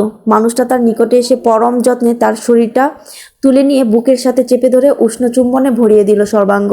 অপরূপা খুঁজে পেল কাঠপোড়া আগুন দাউ দাউ করে জ্বলে উঠতেই, যেন সে স্বামীর বক্ষ মাঝে। সে সে যাদের চিৎকার চেঁচামেচিতে মহলের সকলেই জেগে উঠল। ভোর রাত তখন। সকলেই মরার ঘুমে ঢলে পড়েছিল। কারো খাওয়া দাওয়া হয়নি রাতে। সকলেই একরাশ চিন্তা নিয়ে শুয়েছিল। চোখ লেগে এসেছে। শেহজাদের গলার আওয়াজ শুনে ধরফড়িয়ে উঠল সকলে। শেরহাম ঘুম ঘুম চোখে উঠে এসে শেহজাদের মুখোমুখি দাঁড়াতেই শেহজাদ কোনো কথা না বলে শেরহামকে ঠেলে দেয়ালে চেপে ধরে বলল, তুমি ছলনা করেছ আমার সাথে। আমি সেখানে রূপাকে পাইনি। কেন এমন করলে? শেরহাম গা ঝাড়া মেরে বলল, ছাড় আমাকে। আমি কি করব তোর বউ পালালে? তোরা আমার দুটো লোককে মেরেছিস, তোদের আর ছাড় দেব না আমি। শেহজাদ ওর শরীর দু হাতে আঁকড়ে ধরে পুনরায় ধাক্কা দিয়ে দেয়ালে ছুঁড়ে মেরে বলল, তোমার জন্য রূপা নদীতে ঝাঁপ দিয়েছে, তোমার জন্য হয়েছে সব কিছু। তুমি ওকে ওখানে না নিয়ে গেলে ওর কিছুই হতো না। আমার হাতেই তোমার মৃত্যু লেখা আছে। তোমাকে নিস্তার দেব না আমি। শেরহাম খেকিয়ে উঠে তার সৈন্যদরদের বলল, এই দাঁড়িয়ে আছিস কেন? বন্দি কর ওকে। শেহজাদের সৈন্যরা এগিয়ে আসতেই শেরহাম তার সৈন্যর হাত থেকে তলোয়ার নিয়ে শেহজাদের গলায় ধরে বলল, সকলেই তলোয়ার ফেলে দে, নইলে রক্তারক্তি চলবে। নামা। সকলেই অস্ত্র নামিয়ে ফেলল। শেরহাম আদেশ দিল সকলকে আটক করতে। শেহজাদের সৈন্যদের আটক করা হলো। শেহজাদ শেরহামকে ধাক্কা দিয়ে বলল, তোমার ধ্বংস সন্নিকটে, তোমার খুব খারাপ হবে। খারাপ তোর হয়েছে, তোর বউ মরেছে। বেচারি আমার কাছে থাকলে কতই না ভালো থাকতো। চুপ করো, ও ফিরবে। তুমি ওর কিচ্ছু করতে পারবে না। এই ওকে ভাত। সৈন্যরা গিয়ে তার হাত পা বেঁধে দিল। সাফায়েত এগিয়ে এসে বলল, কি হচ্ছে এসব? বড় ভাইজান শেহজাদ ভাইজানকে ছাড়ো, এসব ভালো হচ্ছে না। রূপাকে এখনো খুঁজে পাওয়া যায়নি, দয়া করো। শেহজাদ গর্জে বলল, সাফায়েত দয়া চাইবে না ওর কাছে। খোদেজা, শাহানার সকলেই ছুটে এলো। এসে শেহজাদকে দেখে কান্না জুড়ে দিল। রাতে শেরহাম তটিনীর সাথে কিভাবে ভয় দেখিয়ে নিকাহ করেছে, শাহজাহান সাহেব আর শেরতাজ সাহেবকে বন্দি করলো, সবটা খুলে বলল। সাফায়েত শেরহামের কলার চেপে ধরে বলল, শেষমেশ তটিনীকেও আপনি মানুষ? শেরহাম ওকে ধাক্কা দিয়ে বলল, তোকে আমার দরকার, নইলে তোকেও বন্দি করতাম। চুপ থাক। ওকে সরা। সৈন্যরা সাফায়েতকে সরিয়ে নিয়ে গেল। শেহজাদ হাতে হাত করা পরালো শেরহামের সৈন্যরা। শেহজাদের হাতে হাতকড়া পরালো শেরহামের সৈন্যরা। অন্ধকুঠুরিতে নিয়ে যাওয়ার সময় শেহজাদ দাঁতে দাঁত চেপে বলল, তোমার এই আনন্দ উল্লাস বেশি দিন থাকবে না। শেরহাম বলল, তুই দেখবি অভিষেকের পর। শেহজাদকে নিয়ে যাওয়ার পর খোদেজা ঢলে পড়ল। সায়রা সৈনীরা সবাই ছুটে এসে ধরল। খোদেজা কান্নায় ভেঙে পড়ে বলল, হায় খোদা, কোন পাপের ফল দিচ্ছ? শেষমেশ আমার শেহজাদকেও বন্দী হতে হলো। প্রায় সপ্তাহখানেক পরের এক শুক্রবার সন্ধ্যা, মহা অভিষেকের দিন। মহামান্য ব্যক্তিবর্গরা আসতে পারবেন না জানিয়েছেন, তাই সবকিছু পিছিয়েছে শেরহাম। তাছাড়া শেহজাদ সুলতানের লাপাত্তা হওয়ার বিষয়টিকে অবসর উপলক্ষে বিদেশ ভ্রমণের কথাটাও বিশ্বাস করাতে সহজ হয়েছে এ কয়দিনে। সুলতান মহলের আঙিনা অভিষেক উপলক্ষে লোক সমাগম ভরপুর। ঢাকঢোল ও বাদ্যযন্ত্রের শব্দে মাতোয়ারা পরিবেশ, সিংহদ্বার সাজানো নানা রকম বাতি দিয়ে। অতিথিদের অশ্বগুলি পরপর দাঁড়ানো, মোমবাতি দিয়ে সাজানো প্রাঙ্গণের একটা পাশ নাচনেওয়ালিদের হাতে বন্দি। ছোট ছোট বাচ্চা কাচ্চারা ছোটাছুটি করছে আনন্দে। নগরের মানুষ দলে দলে আসছে উপহার সামগ্রী নিয়ে। ভোরে শাহজাহান সাহেব আর শেরতাজ সাহেবকে মুক্তি দিয়েছে শেরহাম। তাদের না দেখতে পেলে শেরহামকে নানান প্রশ্নের সম্মুখীন হতে হবে। শেহজাদের প্রাণের ভয় দেখিয়ে আপাতত পক্ষে সবাইকে চুপ করিয়ে রেখেছে সে। শেরতাজ সাহেব অসুস্থ হয়ে পড়েছেন, শয্যা থেকে উঠতে পারছেন না। শাহজাহান সাহেব সন্তান শোকে কাতর, উনি সবাই থাকবেন না বলে জানিয়েছেন। জানেন না শেরহাম তা হতে দেবে কিনা। দলে দলে লোকজন আর মহামান্য ব্যক্তিবর্গরা আসা শুরু করলো। শেরহামের লোক সামাদ শেহজাদের স্বাক্ষরিত অঙ্গীকারপত্র সকলকে পড়িয়ে শোনালো। সকলেই শ্রবণ করলো। অনেকেই সহজেই মেনে নিল, অনেকেই দ্বিধা কাটিয়ে উঠতে পারল না। সম্রাট এভাবে না জানিয়ে অবসর নিল। দলে দলে উপঢৌকন হাতে নতুন সম্রাটকে অভ্যর্থনা জানাতে আসা আবাল বৃদ্ধ বনিতার মাঝে মহলের সিংহদ্বারে পা রাখলো শাড়ির উপর সাদা ওড়না জড়ানো এক রমণী। তার ধারালো তীক্ষ্ণ চোখ অদ্ভুত বিস্মিত চোখে চারপাশ দেখছে। তন্ন তন্ন করে খুঁজেও রূপনগরের সম্রাটকে সে দেখতে পায় না।